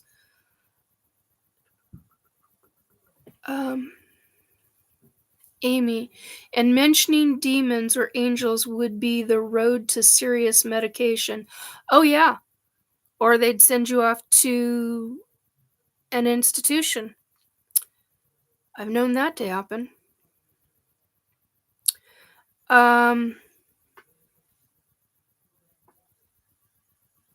Okay, Sovereign. Yeah, I'll get back into that in just a minute. Black Dragon.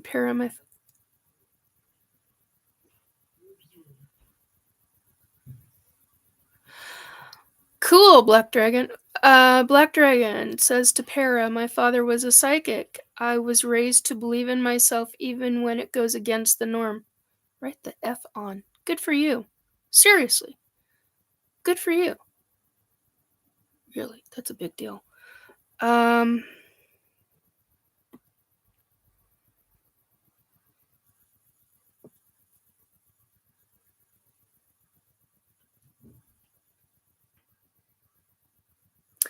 Paramarv, whereas I, was, this is his response to Black Dragon.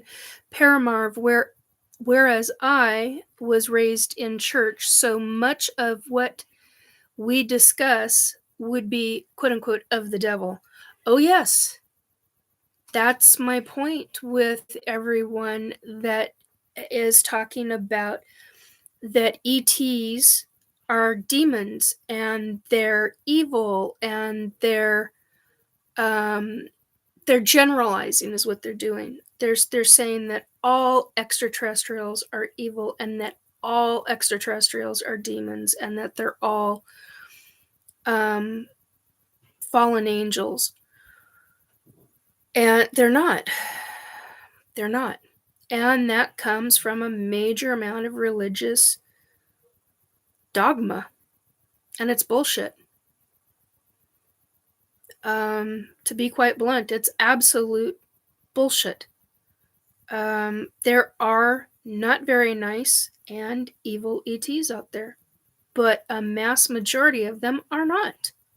A mass majority of them. I mean, we're talking a very small percentile that are bad, that are warmongering, fear-mongering. Are those the ones that are abducting ETs? No, not usually. Although the ones that deal with the military and the governments of this planet, I would say different. Yeah, I'm not too enthusiastic about those son of a bitches. And I can say that instead of the other things I want to say. Oh,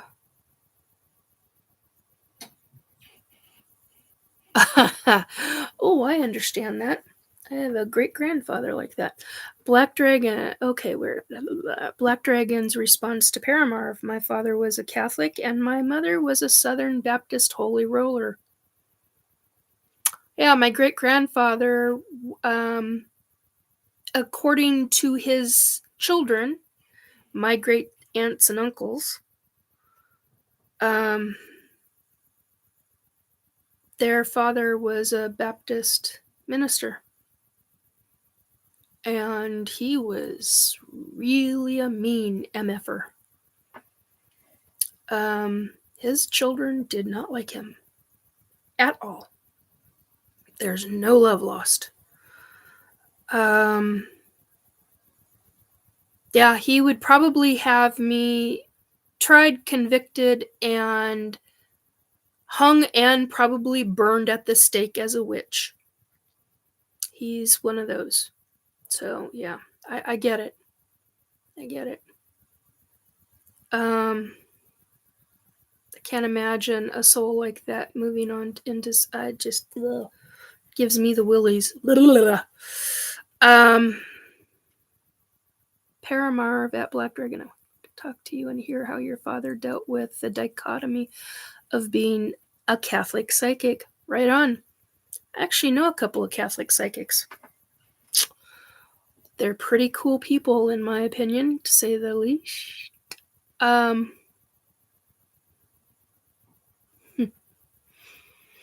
Okay, so I'm going to go back into Sovereigns. Yo, bacon.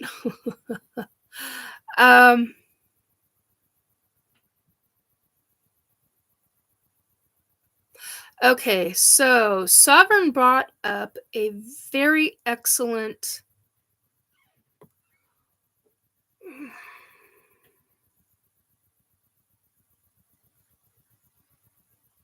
Where the hell are you? Ah, there you are. Okay, Sovereign says, Nikki, now that you're digging into your possible SSP thing,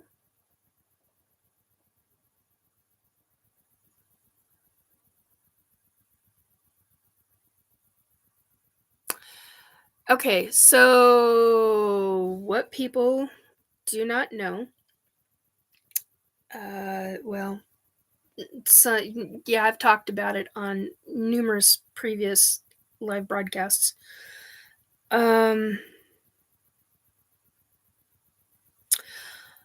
So I've known that I've been abducted, I've always said, by 3 groups.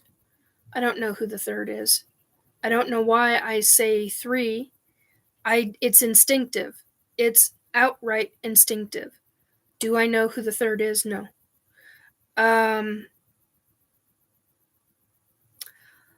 This is what I know. I am abducted by one group of ET that does the hybridization program. Okay, so yeah, I've got, and I don't give 2 shits if you think I'm Stark Raven Looney Tunes. I don't care. I don't care. I don't care what you think of me, to be quite blunt and quite honest. I'm The reason why I am talking is not only to help myself, but also, more specifically, to help other ET abductees come out, hopefully to be able to feel safe enough to come out and talk.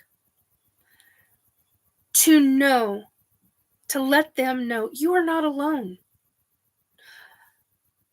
Sovereign, I will get to the rest of this, but I do want to delve into this. So I want the other extraterrestrial abductees to know you're not alone. This is a real thing. It is happening, and it's happening to a lot of people. A lot of people. I honestly believe it's happening to millions of people.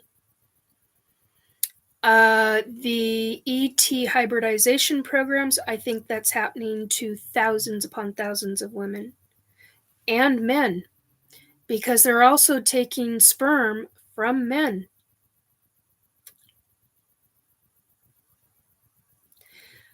Now, they're doing splicing and dicing with that too. So, anyway. Sorry, I got sidetracked. I had a bunch of things all pop into my head at the same frickin' time. Now, SSP, the other group that do my abductions. I don't know how else to say it. They take me. They're ETs that specifically work with the US government. There are portions of the same group. They're all part of the same group. It's like a section, a separate section. There are other governments that work. Whoa, okay, I just got told Russians.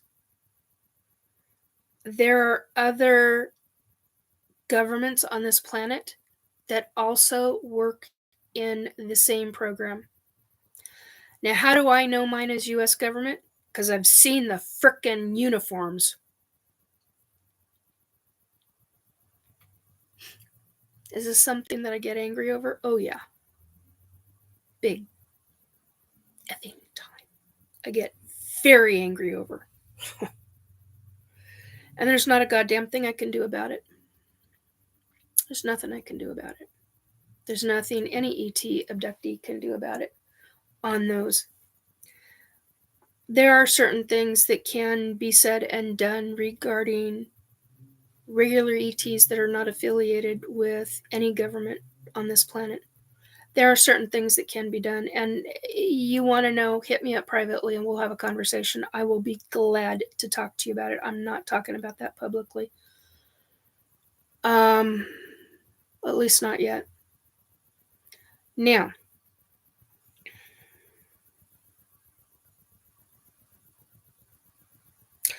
it is ridiculous to think that you can outright stop an ET abduction. Some people have. They've done it in very specific ways, but those are with certain... It's interesting because certain ETs have ethics to some degree. And yet they don't. So when you mention certain things, they'll stop. But that's not always the case. They'll overpower you. They will overpower you. They will physically take you. They will also take your consciousness.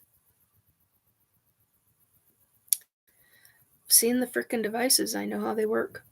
Well, I don't know how when you type on it, I don't know how that works, but I know that that's a whole nother subject. Anyway, they literally put a device over your forehead and divide out there are many, I had no idea there were so many levels of higher consciousness. Now, I'm not down in the chat because I'm up at one specific spot regarding Sovereign's question that we haven't gotten to yet. Now, with SSP is Super Soldier Program.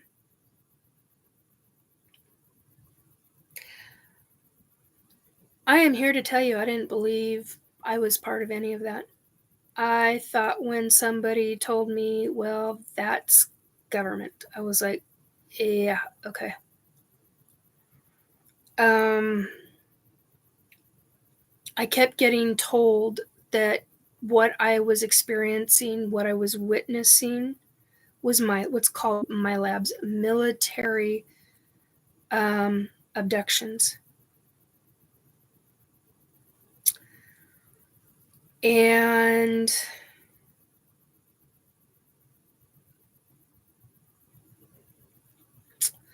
I believe it now.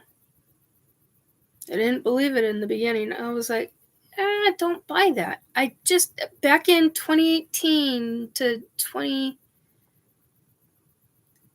end of 2020, beginning into 2021, I didn't believe it.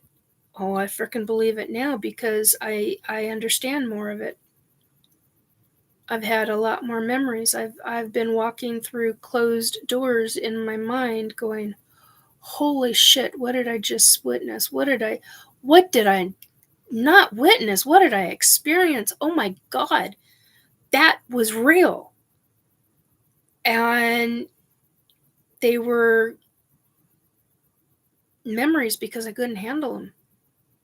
They weren't screen memories. They were, my brain could not handle what was happening. So it shut different sections of my brain off. And I was like, oh God, okay. So I've recovered some memories, and others I'm just like, I can't handle the emotion of it. So I've like, God, shut up, you stupid chair. Time I move, you make noises. You have to grease the damn thing, lube it up. So yeah, I didn't believe it. I get it now. I believe it now. I have memories of being a pilot in a space program that is run by the U.S. government. I have real issue with the U.S. government because of this bullshit. I have real issue with them because of what was done in the 1800s. The annihilation, almost the total annihilation of a population. I remember. I take real issue with you MFers. And to find out that you are behind abductions of children. I was 8 years old when you put a fucking cattle prod in my back. So, and this is where my anger comes out. So don't come at me and tell me it's full of shit when I know exactly. I can name names, bastards. I can give you names. And I'm seriously thinking about taking it into a very legal matter. So yeah, when Sovereign is asking, now that you're digging into your possible SSP thing, what do you think of this 20 and back stuff? Exaggerated or something to it? Time manipulated abductions? Okay, so here we go. We're getting into this. Again. My anger doesn't come out. I don't allow my anger to come out very often. I don't keep it bottled up. But this is unacceptable. Is there a space program that the U.S. government is involved in? Yes, there is. And I can name 3 military officers. First, middle, and last name, including what they are called behind their backs. I can tell you what they sound like. There's a lot of shit I can tell you about it. So don't frickin' come at me and tell me it's a bunch of shit. Well, you can, but they better not. So, that said, Sovereign, sorry, Para. What do I think of the 20 and back stuff? I know men and a few women, well, a little bit more than a few, but some women who were 20 and back, who experienced it. Do I believe it? Yes, I do. Do I know how it was done? No, I do not. Do I give a shit how it was done? Yes, I do. Do I give a shit of if I want to know how it was done? I don't want to know. I don't want to know that. Do I know that I was in it? No, I know I wasn't. I was a pilot. And I just got told a medic pilot. That's bullshit.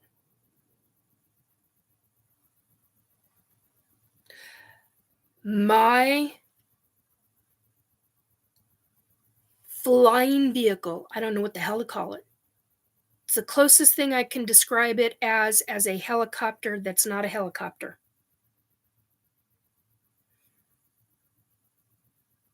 I had weapons on that thing and I fired weapons periodically. I've been in hand-to-hand combat with ETs. Now, I do have to say, that was fun. I got my biggest kicks out of that. That I liked. Because they were real bad guys. I mean, honest to God, real, scary, freaking bad guys.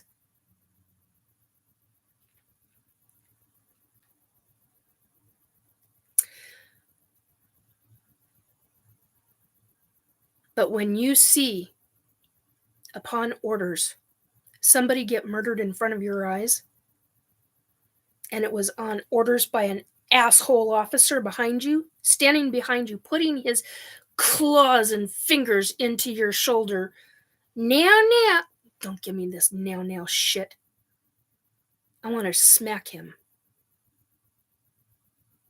But I know what would have happened to me if I had done that. So,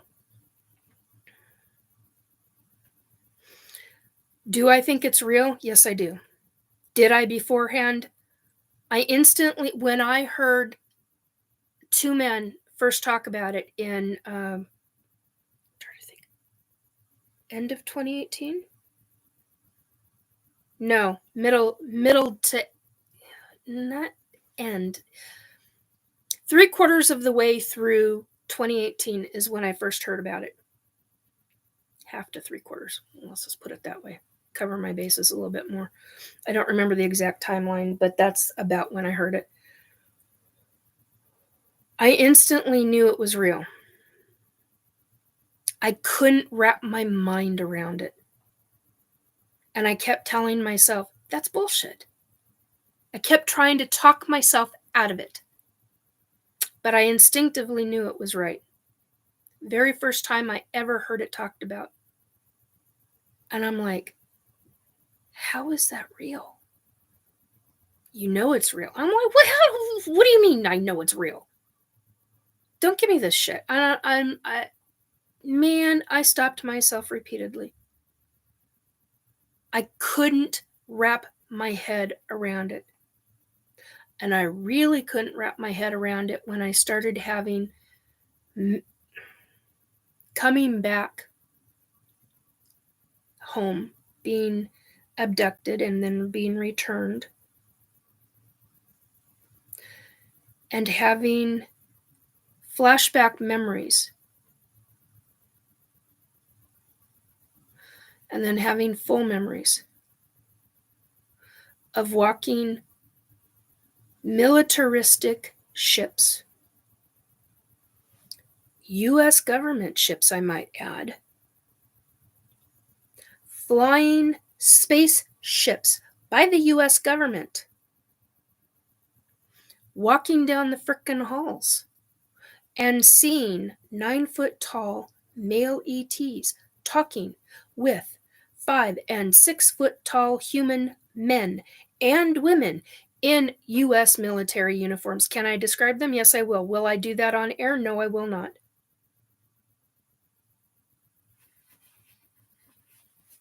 So, yeah. I have a real issue with this. Do I get why they are keeping that hidden and secret? Oh, yeah, I get it. God damn this nose. Sorry, guys. Oh. Constantly, every damn day during the winter time. Fucking drip, drip, drip, drip. Sorry. See, now I'm pissy. Hang on one second. I haven't gotten down into the... Okay, so time manipulated abductions. All right. Now, this is what I know, Sovereign, about time manipulation. I know somebody that is an ET abductee, has been all of his life, who talks about there's no way there's time manipulation. Yes, there is. Because I've been on board ET ships for over a week at a time and brought back within 12 hours after I left. Or 18 hours usually. It's usually between 12 and 18. But, you know, give or take, just depends on what's taking place. Anyway, in my life. Yeah. They are, I don't know how, it's some kind of spatial... somebody once said space-time dilation. I don't know how that's possible. I'm like, okay, whatever. All right, now I'm going to go down into chat, back into chat, going down further.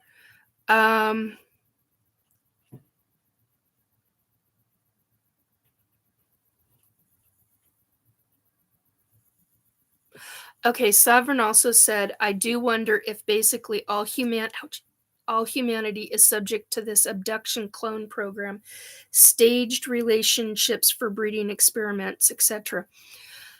Okay, I've seen a lot of clones, and it was only... That's the thing that I didn't get to talk about tonight earlier. I've seen a lot of clones, ET clones, and they're a version of a human gray. Okay? They're small. And the thing that I realized today, because of somebody else making a comment to me, was that one of the reasons why, and I believe this as of today, because it never once even dawned on me, and if this comment had not have been made to me, it right over my head.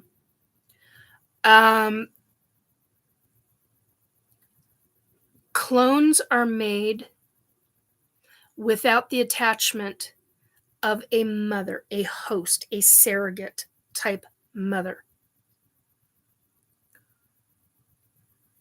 So because there's no connection, they're easier to control, so to speak. That's how I'm going to say that.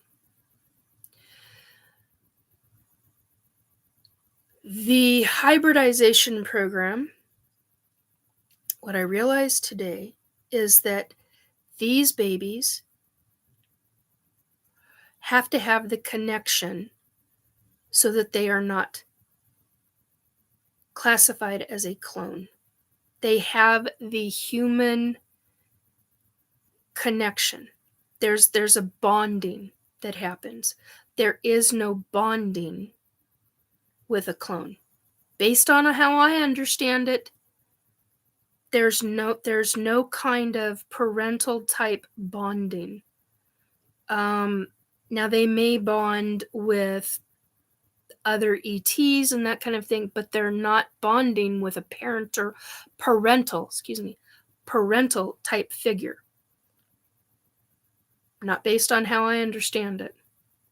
Now, there could be other things that I don't know about that happen, and they are bonding in different ways.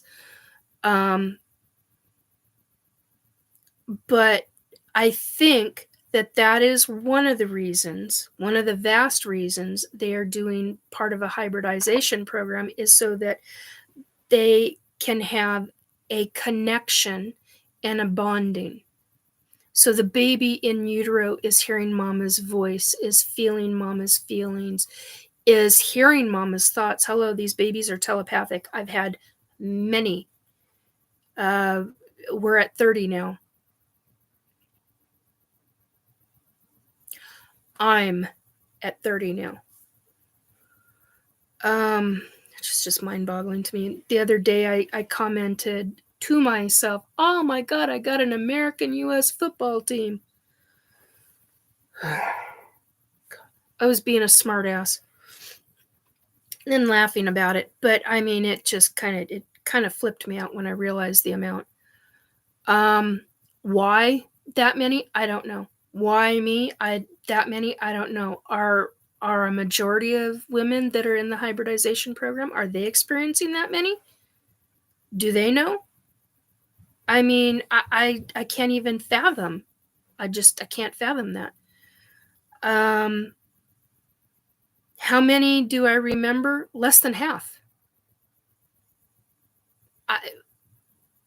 Okay, what I mean by remember is I don't remember the circadian rhythm bonding chair with them. I don't remember. I remember the pregnancies because I was very aware. But then I kept talking myself out of, no, it's not pregnant. And then you're not pregnant after a number of months because, hello, these infants are taken very early. We have a 9-month humans have a 9-month gestational. These ETs have a gestation in the host mother, in the surrogate mother. It used to be 3 to 5 months. Now it can be anywhere from 6 weeks to 4 months. Depends on the race species that they've done the splicing and dicing with. That's what I know. So yeah.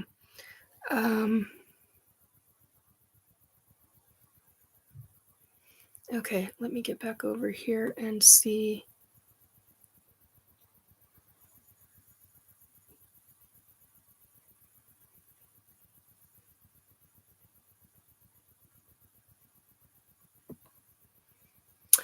Black Dragon, I think government abductions are worse than alien abductions. Yes, I totally freaking agree with you.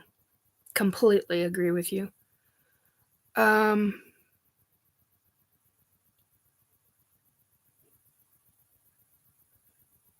Oh, hey, Sandra, you're back.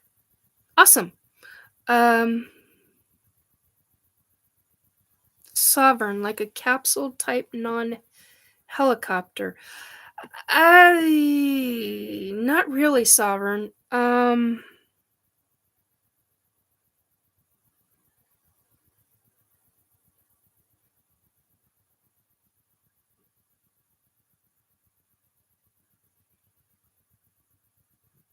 Yeah, he probably Black Dragon, Nikki. My father told me I would have 13 children. I wonder if he meant hybrids. Probably. He probably got told you're going to have 13. I told my son he's going to have 3. Human, because I've seen him. And that and the fact that I talked to one of them pretty frequently. Well, not as frequently as I'd like to, but frequently. I have a who is supposed to be. I have a soul who is supposed to be a female little girl, and she periodically comes and talks to Grandma. So I'm really excited to be in your family. I'm like, cool. So I've had other friends where they're with a significant other and their future children have come talk to me and said, hey, please tell my future parent, because I'm not going to name who this is and I'm not going to say, and they're like, wow. So it's amazing. It's truly amazing, folks. Okay, so Sovereign, like a capsule type non-helicopter. Had some kind of blades. I want to say blades, but it's like they're not blades. I don't know how to describe them. There's a specific vibrational frequency. Anytime, like I'm thinking of the and I'm gonna call it a helicopter because I don't know what the hell else to call it.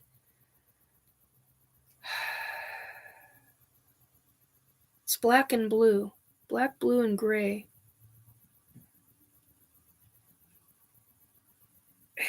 It's not shape-shifting. It's like it feels like it can change colors, and I don't know if that's right or not, but that's what it feels like to me. And I don't know if I don't think that's right, but that's what it feels like. There's something with color shifting. I don't understand that. I've never talked about that ever. That's the first time I've ever said that out loud.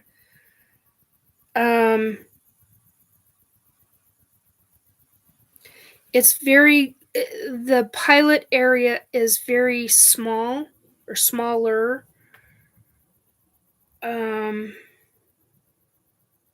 Has room in the back for other. There's ones that I remember that have no room in the back. There's others that I remember that are like for passenger.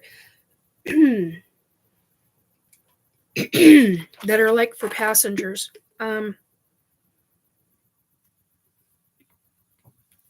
Excuse me. And those vehicles.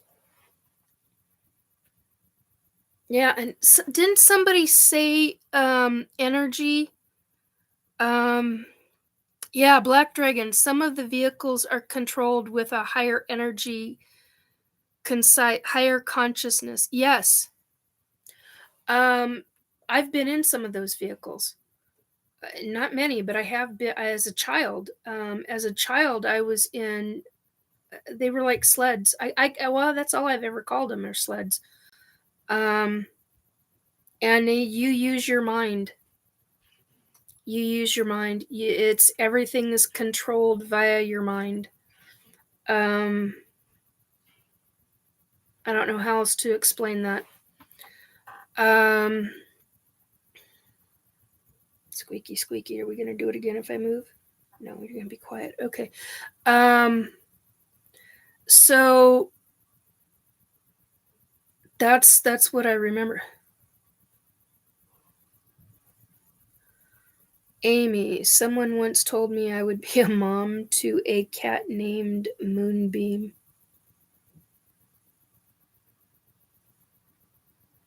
Never know. Could happen later on. And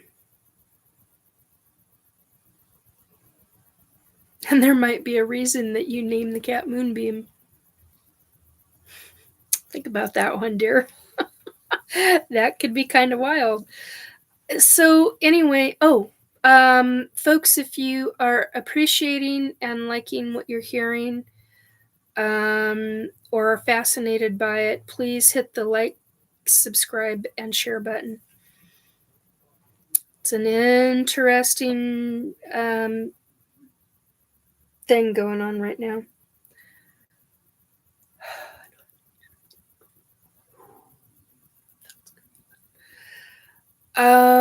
So yeah, it's getting to be that time of year. Okay, sorry. Yes, thanks for the reminder, says Parrot. Yes, you're welcome. I appreciate you guys, but algorithms, what they are, I gotta remind folks. What else was I gonna tell you? So regarding I keep wanting to call it a Huey. Why the hell do I want to call it a Huey? Hueys don't look any... Well, anyway, all right. So, anyhow, so basically, I don't remember these type of helicopters being flown by energy. I remember them via electronics, some kind of electronics. The other thing I remember is like a piece of, it's not glass, but it's some kind of, I almost want to call it plexiglass, but some kind of thing coming like from about right here, coming down and underneath, like right here. Not here, but like right in that fatty section. Right at the halfway mark underneath my chin. Just call it a ride, says Black Dragon. Yeah, that's true. It was a really cool ride. I do have to say that was something I truly enjoyed. I even had somebody tell me not very long ago that they remember me, and I used to give certain people chocolate. Well, that's my thing. That's my jam, man. I am a chocoholic. I love chocolate. And chocolate is something that helps during emotional upset. Like if you are military or if you're in a situation that is really traumatic, there's something about chocolate that even a small piece that it's like, oh, yeah, okay. Plus, chocolate has magnesium in it, or most chocolate does. So supposedly I used to carry around little wrapped pieces of chocolate or like in a little ditty bag or something. And why I said ditty bag, I don't know. But anyway, I don't know where the hell that came from. But anyway, the point is that you've got these things and okay, I gotta get these socks off. They are just driving my ankles nuts. There we go. Point is that that's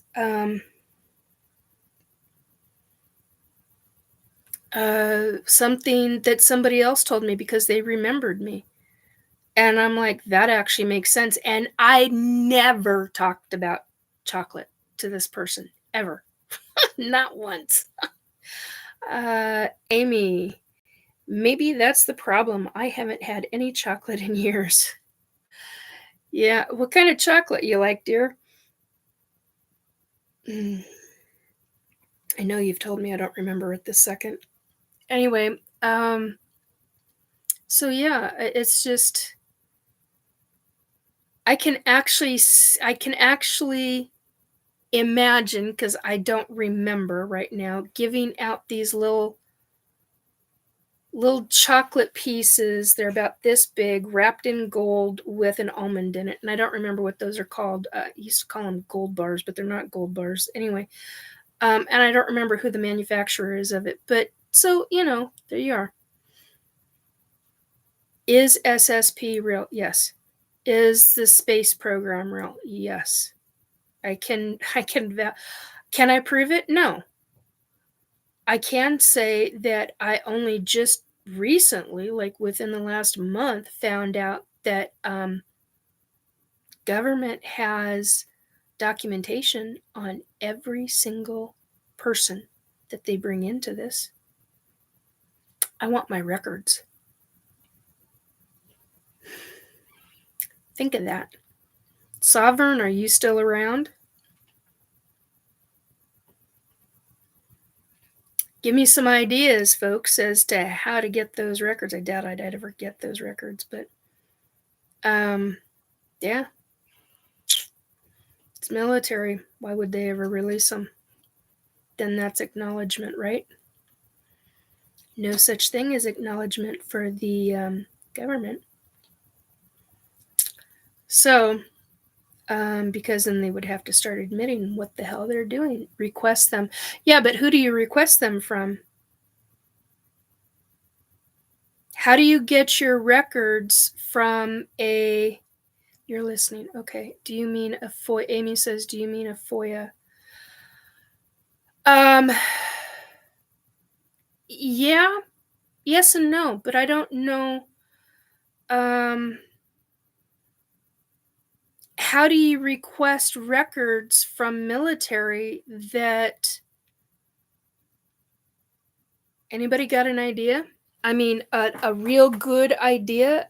National Military Records Center, says Amy. NMRC, National Military Records Center. Yeah, but if they won't even acknowledge the fact that that's going on, they're sure as hell not going to release that kind of thing. Sovereign, I've heard of having a hard time getting records. I heard another lady going through that struggle. Yeah. I can't even... I mean, who the hell do you... How? I got my name. That's it. That's all I can go on. So when would they have... I mean, I know that I was taken at 8 years old. I know that I had a son of a bitchin' piece of shit human being who put a what I can only classify as an electric cattle prod into an 8-year-old's back. Well, I'd like to put one right up his nose. Just keep it on permanently. I'm sorry. I have real issues with that. Real solid, hardcore anger issues over that, and rightly so. Military... Oh, SEALs. Yeah. Military SEALs a lot of records. Yes, they do. I know that from my stepdad. I have trouble getting my medical records from the VA. Those were the government asshats? No, military assets. They're military asshats. No, I wouldn't call them asshats. I'd call them fucktards. Because they're fucking you up. Pardon the language, guys. Government asshats are the asshats who are in the... yeah, different. Well, I'm glad you're laughing, Christine, because I needed to see that. Thank you.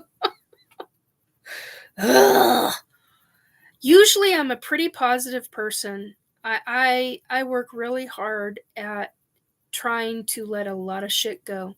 This is one of those things that's going to take me a lot of years to work on. I'm probably going to be angry about it for a long frickin' time. And rightly so. I'm not okay with this. I'm not okay with the fact that... thank you, Christine. I appreciate that. She says, you are a pretty positive person. Yeah, I try really... I work on it every damn day. Almost... okay, I need to correct myself. Almost every day I work on that. It's a really big deal. Yeah, see, that's the thing, Amy. Amy just asked, what was your rank and serial number? I know you wouldn't want to say your full name. Oh, frick no, I'm not saying my full name here.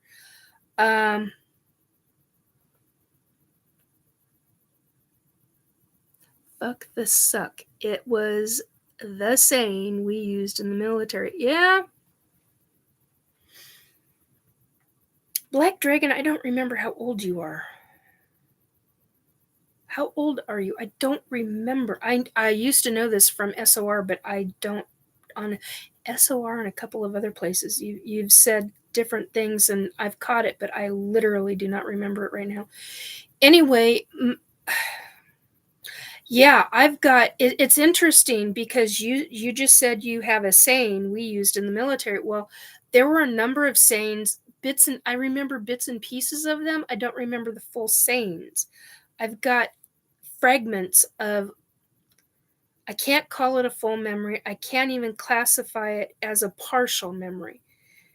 This is... So clarification, just a clarification for me, folks, or for you regarding me, folks. That's what I'm trying to say.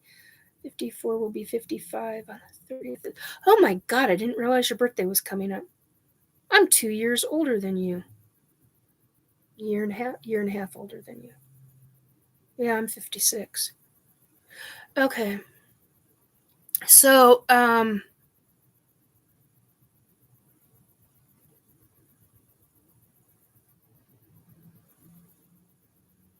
yeah, see, that's what I'm thinking too, Amy. The kind of thing I picture is them entering your serial number and access restricted pops up on the screen, and the paranoid clerk asks, "Where did you get that number?" Yeah. I know I had a rank.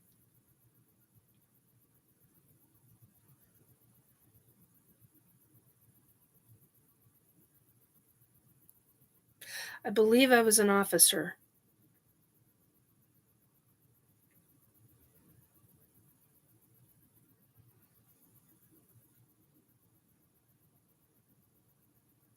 I can't go into reasons why I believe that.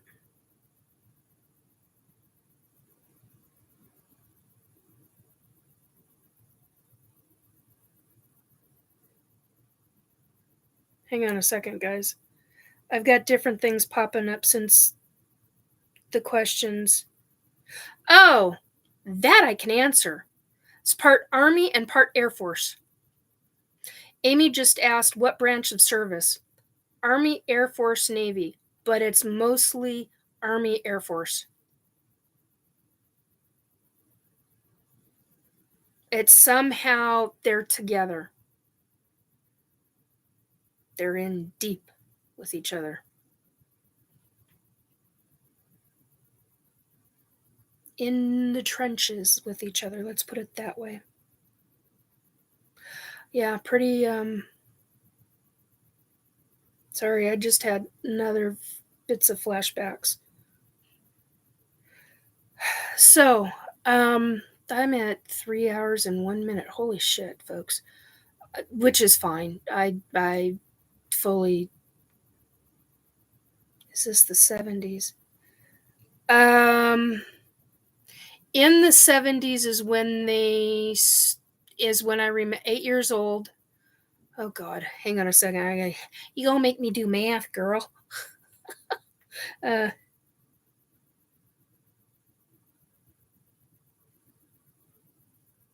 1976. I was 8 years old.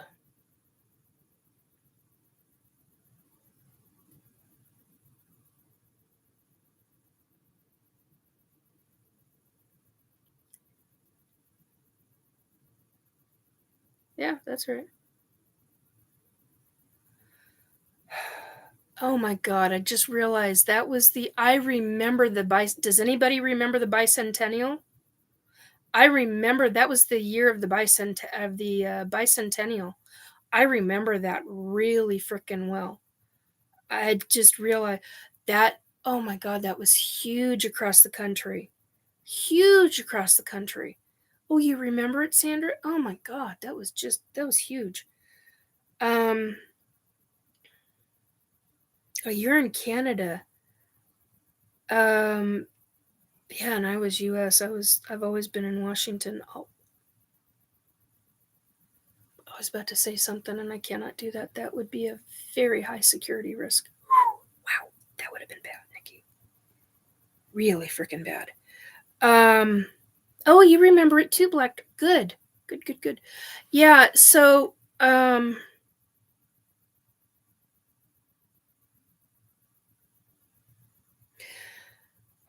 what I have not done and what I probably should do is take a couple of weeks and start perusing, going back through my filing cabinets. Pull filing cabinets, old-fashioned filing cabinets. Amy, I remember the BiCentennial very well. Yeah. I need to go back through my memories and through my mental records because, hello, photographic memory. It's not as strong as it was back then, but oh my God, it was extremely strong. I could tell you every person that was in a room. I could describe the room to a T, everything that was in the room. Yeah, I used to draw things out. It was incredible. Anyway, so yeah,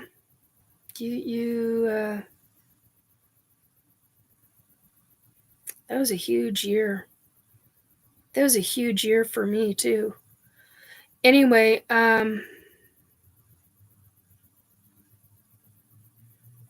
yeah, Amy says, my parents got their first mortgage that year, $185 a month with the state required flood insurance. Wow. Yeah.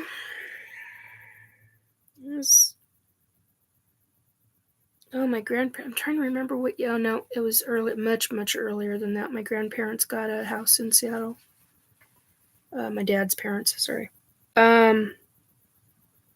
It's much, much earlier than that. I think it was the 50s. 48 or 52 or something like that. Anyway, so yeah, I mean,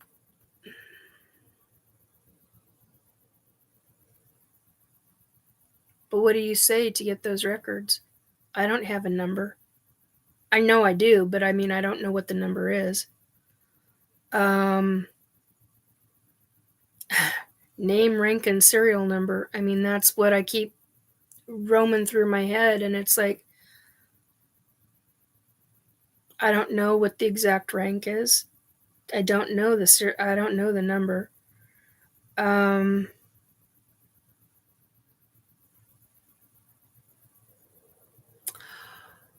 I just had a thought. Why do I have... Okay. I'm trying to do this while not trying to... I feel like I need to throw up. Which means I hit... Ooh. Oh, I hit a major thing. Oh, we're hitting on a subject I don't know if I can handle right now.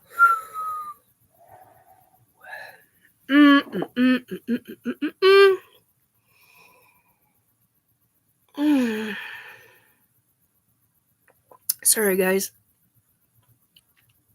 Oh my god.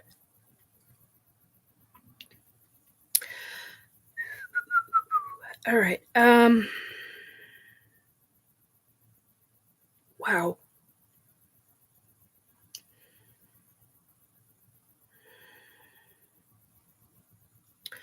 What I was going to say...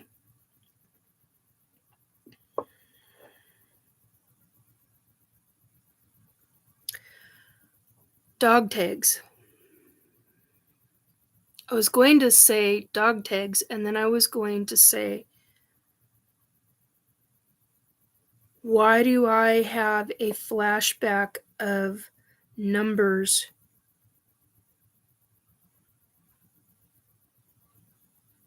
It's almost like they're being inscribed on skin. It's not related to World War II. It's not related to World War II in Germany and camps. It's not that kind of...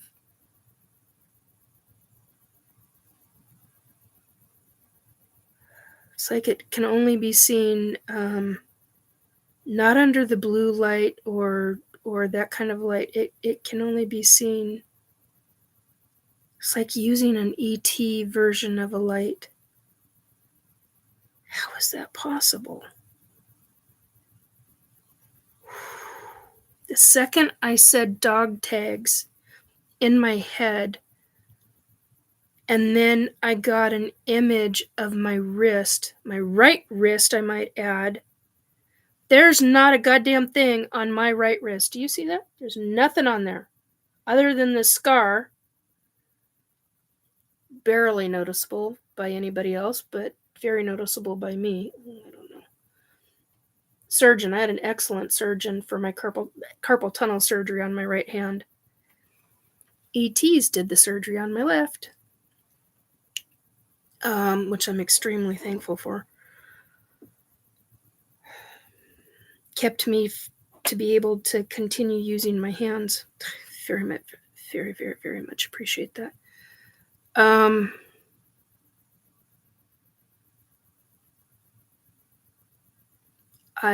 The second I saw numbers on my right wrist, the second I got nauseated, like really nauseated. I projectile vomit, guys, so you don't ever want to see me get nauseated. Because if I can't control it, that's going to be bad. I hit something that is probably going to pop up.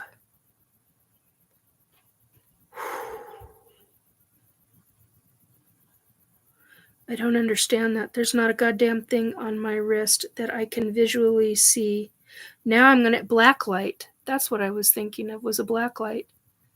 I kept saying blue light, but it's like black light. Supposedly it doesn't show up with a black light.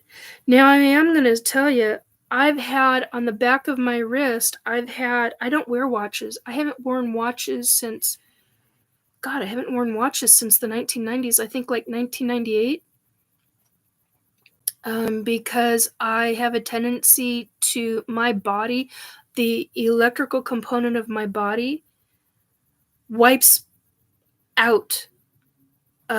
If I'm wearing a watch, it wipes out, my body wipes out the electronics in a watch, which is one of the reasons why I never understood that until I started talking to other abductees. They're like, oh yeah, that happens to me all the time. I'm like, what? I was astounded. I never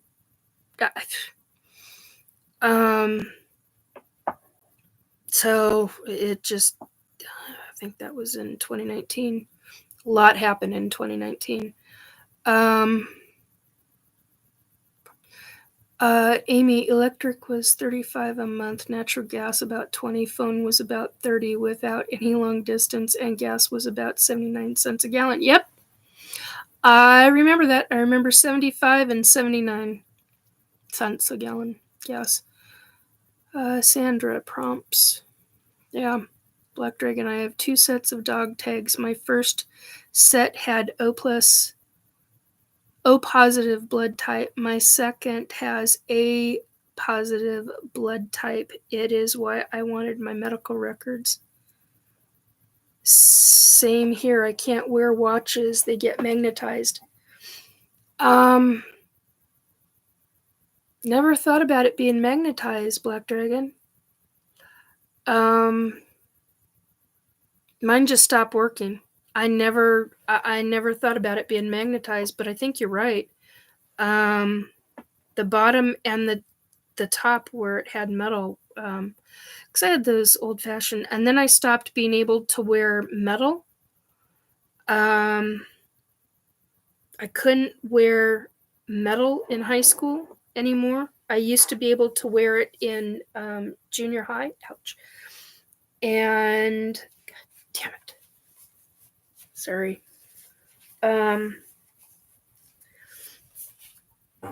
Oh, shut up, you stupid chair. So basically, I ended up, so what I was going to say is I have a permanent white mark here with what looks like a band. And you can't, I don't know if you can see it or not. And that showed up last year. No, this year, beginning of this year. Oh, you can't quite. There's a white mark. I'm going to have to take pictures of it. No, I have taken pictures of it. It was very predominant. And I'm like, I have discoloration on my wrist. And I'm like, I still don't understand how I got it.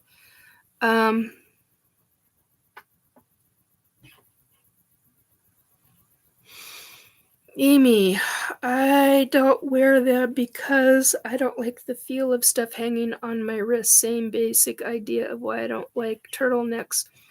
Feel like strangulation. Yeah, I don't wear turtlenecks either. That's exactly the reason why. Now, the turtleneck thing comes from a past lifetime. I know that. I was strangled in a past lifetime.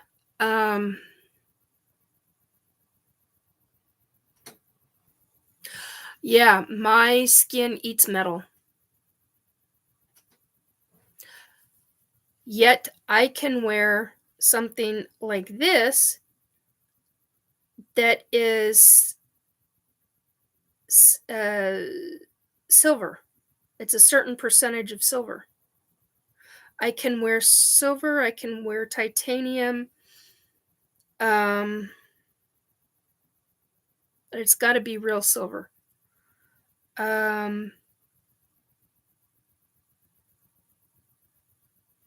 Surgical steel. They don't even call it surgical steel anymore. But yeah, anything else, my skin will. I mean, it just my skin eats it.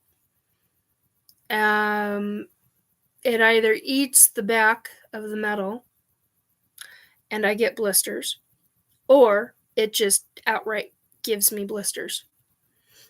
Oh, shut up, you stupid freaking chair. So metal kind of damages the skin if worn too long for me. Yeah, I understand that. Pot metal makes me break out and blister. Yeah, I understand that. That's because it's a cheap form of metal. I get that. And usually a lot of nickel is in pot metal. So that makes perfect sense. Nickel is extremely toxic and corrosive for a lot of people. A lot of people. Usually they get green rings. So I used to be able to wear copper. I haven't been able to. I can wear it in clothing, but I can't wear it the way I used to. So anyway, yeah, dog tags. No, not getting nauseated anymore. It's not causing a trigger. Wow, I haven't had a trigger. I haven't had a trigger that strong in a while. I mean, that was like instantaneous. So I know I'm onto something. So apparently they put some kind of numbering on us or something on us. I don't know what it is. Sovereign, I keep hearing farts, blaming the chair. Good one. He says, just kidding. I know you're just kidding. I'm tired of squeaking chairs. I need a new chair, but it's going to be a while before I can get a new one. This sucker was 200 and something at the time. I think I got it for 185 or something like that.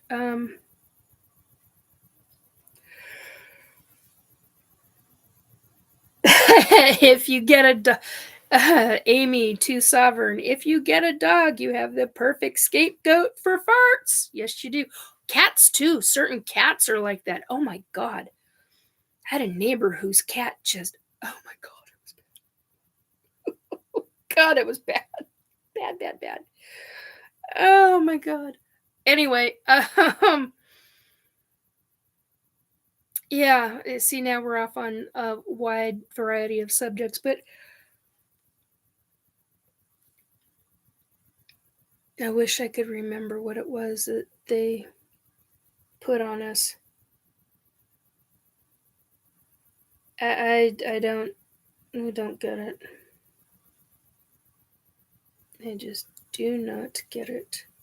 Anyway, I'll be thinking about that for a while now, folks. Anyhow, I'm going on way too long. It's way too long. Any last questions? I'm just going to ask it. You're more than welcome to ask whatever you want.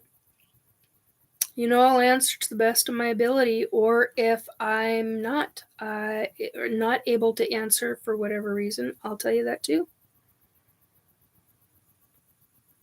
I'm pretty much an open book to the most part.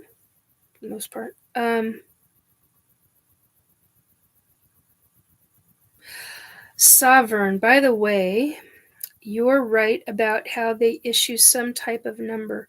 I had a dream once where I saw that number and made a mental note to remember it, but forgot it when I woke up. Yeah, here's something. Oh, shit. Sorry, here's something that folks should remember. When you're dreaming and you're trying to remember something, put it in a song verse, sing-song type of verse to get yourself to remember it. Because if you sing it, there's something about the song part of it that will trigger your brain to remember. And repeating it over and over and over again doesn't work. There's something, it's specific to the song. It's specific to the singing. There's something about the singing that activates a certain section of the brain for memory retrieval, essentially, in my opinion. But, there might be other ways to say that.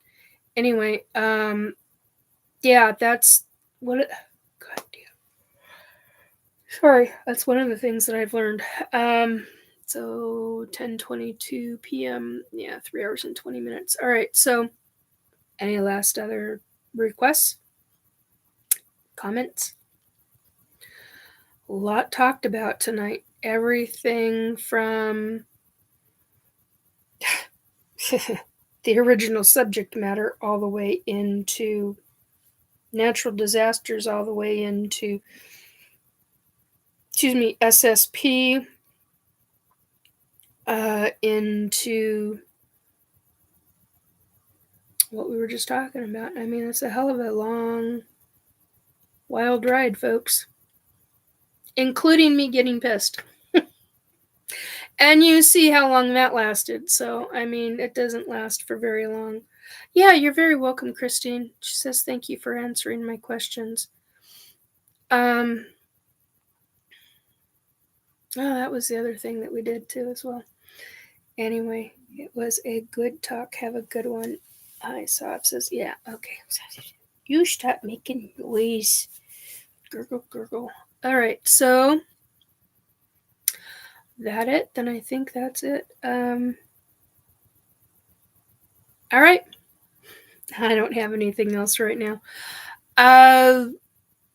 If you want to hear me talk about a specific subject, hit me up on Facebook, Messenger, not friend request. I don't do friend requests very often. In other words, what I mean is I don't accept friend requests very often. I have to get to know you and get to know you pretty good before I let you on my Facebook page. I keep my Facebook page as small as possible.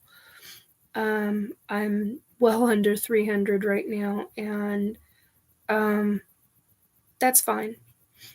I do that for the safety's sake of those that I've got on my Facebook page. So, especially because of coming out as a psychic medium and then coming out as an ET abductee and now coming out as an SSP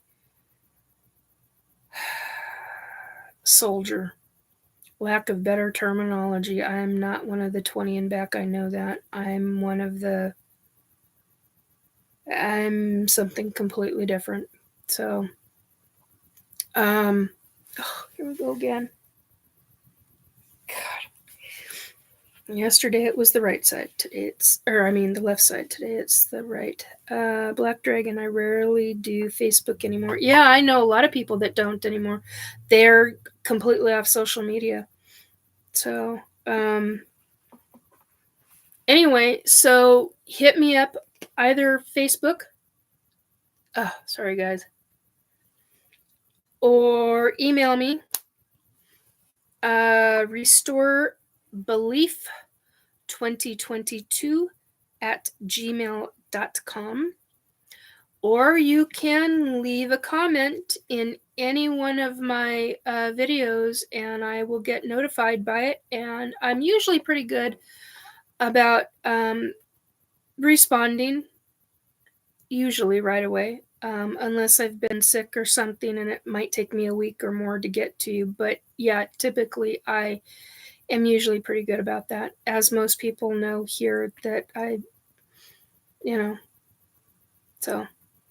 And I'm usually up until the wee morning hours getting the, after one of these videos, I'm usually up until the wee morning hours trying to get all of the timestamps done. So if you message it in the next 12 hours, I will probably see it right away and I'll get back to you. So,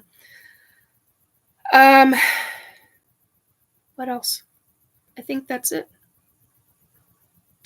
Oh, that's the other thing. I brought this into my room from the living room. Yeah. It is a painting I did of, there we go, that what I call the Infinity Galaxy from 1972. This is what I saw in 1970. Whoops, what I saw in 1972. Now it's missing a few things in there. Oh, good grief. Come on, move. Move, move, move. It's missing a few. Oh my god, hello. Wrong way. Come on. All right. Apparently I can't. That is supposed to be the Butterfly Nebula. Very inner.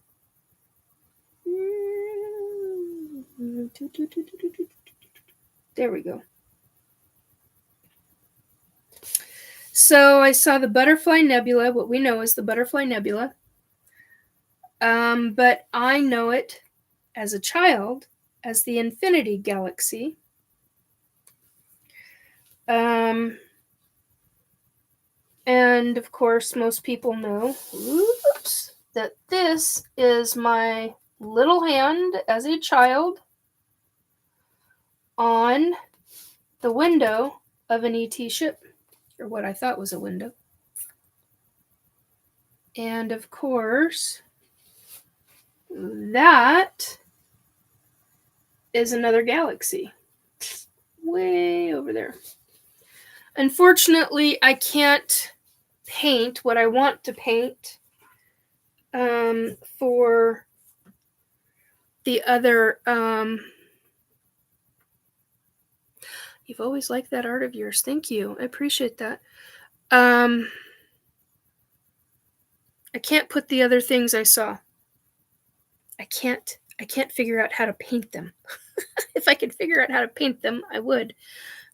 Because there were at least between 4 and 6 other things that should go on that painting that I saw, but I don't know how to do them. I have not a freaking clue how to do them. Anyway, on that note, guys, I hope you have the rest of a great weekend. I may choose to go live again tonight. I don't know. We'll see.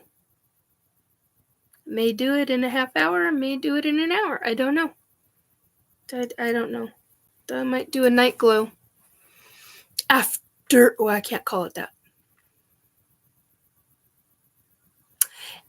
Yeah, it's what I call a Nightglow. So for the night owls, I might do that. We'll see. Might go over some of the old stuff and there's some of tonight's stuff. Don't know. Anyhow, we'll see what happens. Please like, share, subscribe if you enjoy the content. Thank you for stopping by. Thank you for listening to me going on and about a lot of different subjects. It is incredibly appreciated. I hope you have enjoyable holidays and a good new year if I don't see you again. Regarding if you're not in chat, that's what I meant. That's all I meant. I should have clarified that at first. Sorry about that, guys. I didn't mean anything by it. Anyway, I hope you take very good care of yourself. Remember to stop and take a deep breath a number of times a day, even if it's just in through the nose, out through the mouth.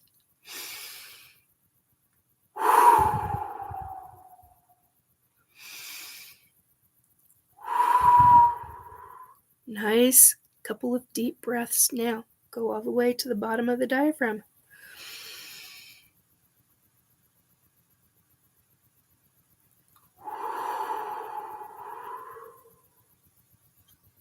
And here's one other thing. Do a hum. Now do it low. When you do that, if you do that in order, you can open up your, I was going to say chakra system. That's not what I meant. Vagus, vagal, whatever, nerve, vagus nerve, vagal nerve, whatever it's called. Anyway, and that can help you. So I hope you have an enjoyable holiday. If I don't see you again, for whatever reason, take very good care of yourselves, my dears. Be good to yourself. Be good to your loved ones.